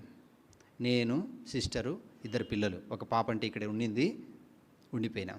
ఇప్పుడు ప్రార్థన, సువార్త, గీతాలు, సియోను గీతాలు, పాటలు, బైబిల్ చదువుకున్న సమృద్ధిగా కుటుంబ ప్రార్థన. ఏం చేయాలా? తినడానికి ఏమీ లేదు. బయటికి పోయి తేవడానికి ఆ గుంపులో మనం పోలేం. చిన్న విషయం దగ్గర నుంచి దేశమంతా కరువు వచ్చిన సారేపతి విధురాలను దేవుడు పోషించినాడు, దర్శించినాడు. చిన్న చిన్న సంగతులు, తినే సంగతుల దగ్గర నుంచి కూడాను ప్రభా ఈ అనుభవంలో ఏం నేర్చుకోవాలా? సమృద్ధిలో లేమిలో అన్నింటిలో నేనే సంతృప్తి కలిగి ఉండి నేర్చుకొని ఉన్నాను. ప్రభా ఆ అనుభవం ఇవ్వండి, ప్రభుకి అప్పగించుకుంటాను. అట్లా 3 నెలలు ఊరికే ఉండినాం అంతే, ఏ అవకాశం లేకుండా ఊరికే. అసలు ఉంటుంటే అసలు మీరు ఎందుకు పోతారన్నా, ఉండండి అని మళ్ళీ లాస్ట్కి వాళ్ళు అవును బ్రదర్, మంచిది బ్రదర్, ప్రార్థన చేయండి బ్రదర్ అంటున్నాం. ఇక్కడికి వస్తే 1 నెల రోజులు మళ్ళీ క్వారంటైన్లో ఉన్నాం. ఏ పాజిటివ్ లేదు. కానీ ఈ మహారాష్ట్ర గోవా ఏరియా నుంచి వస్తున్నారు కాబట్టి కేసులు ఎక్కువ ఉంటాయి. 1 నెల రోజులు ఊరికే ఉట్టి పుణ్యానికి కాంపౌండ్ దాటక లోపలనే ఉంటుంది. నిజంగా నేనేమనుకుంటున్నానంటే, ఏ కేసులు లేని, ఏ ఇన్ఫెక్ట్ కానీ పిల్లలకు ఆరోగ్యకరంగా ఉండే ప్రాంతంలోకి దేవుడు తీసుకొచ్చి పెట్టినాడు. ఎలాంటి డిసీజ్ లేదు ఆ ప్రాంతంలో. భౌతికంగా పల్లెటూరులాగా ఉండినప్పటికీ దేవుని ఏర్పాటు వేరే ఉంది. చాలా కాలం నుంచి అక్కడ మన్నేలి బీదర్ ప్రాంతంలో పరిచర్య లేదు. ప్రభు మాట్లాడినాడు, నువ్వు బేతేల్ అనే ఊరిలో 2వ రాజుల గ్రంథం 22:17లో బేతేల్ అనే ఊరికి వెళ్ళి కాపురం ఉండి ఒక యాజకుడు యెహోవా యందు భయభక్తులు కలిగి ఉండవలసిన మర్యాదను వాళ్ళకి నేర్పు అని.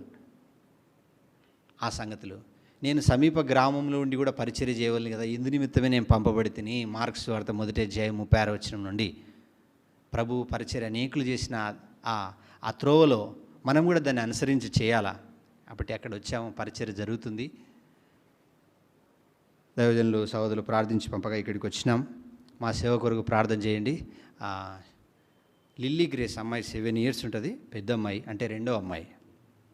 ఇంకా చిన్న పాపకి 2.5 years, షారన్ దస్తగిరి అమ్మాయి పేరు, షారన్ గ్రేస్. వాళ్ళు నమ్మకంగా ఇంతవరకు పెరుగుతున్నారు. సంగమునకు మాదిరికరంగా ప్రభు ప్రేమను ప్రచురిస్తూ సువాసనగా ప్రీతికరంగా ప్రభు పని చేయాలా. ఆ తెలుపుని ఎరుగని వాడిని దేవుడు బిరుదులు ఇచ్చాడు, హెచ్చింపజేస్తున్నాడు. ఘనత మహిమ ప్రభుకే.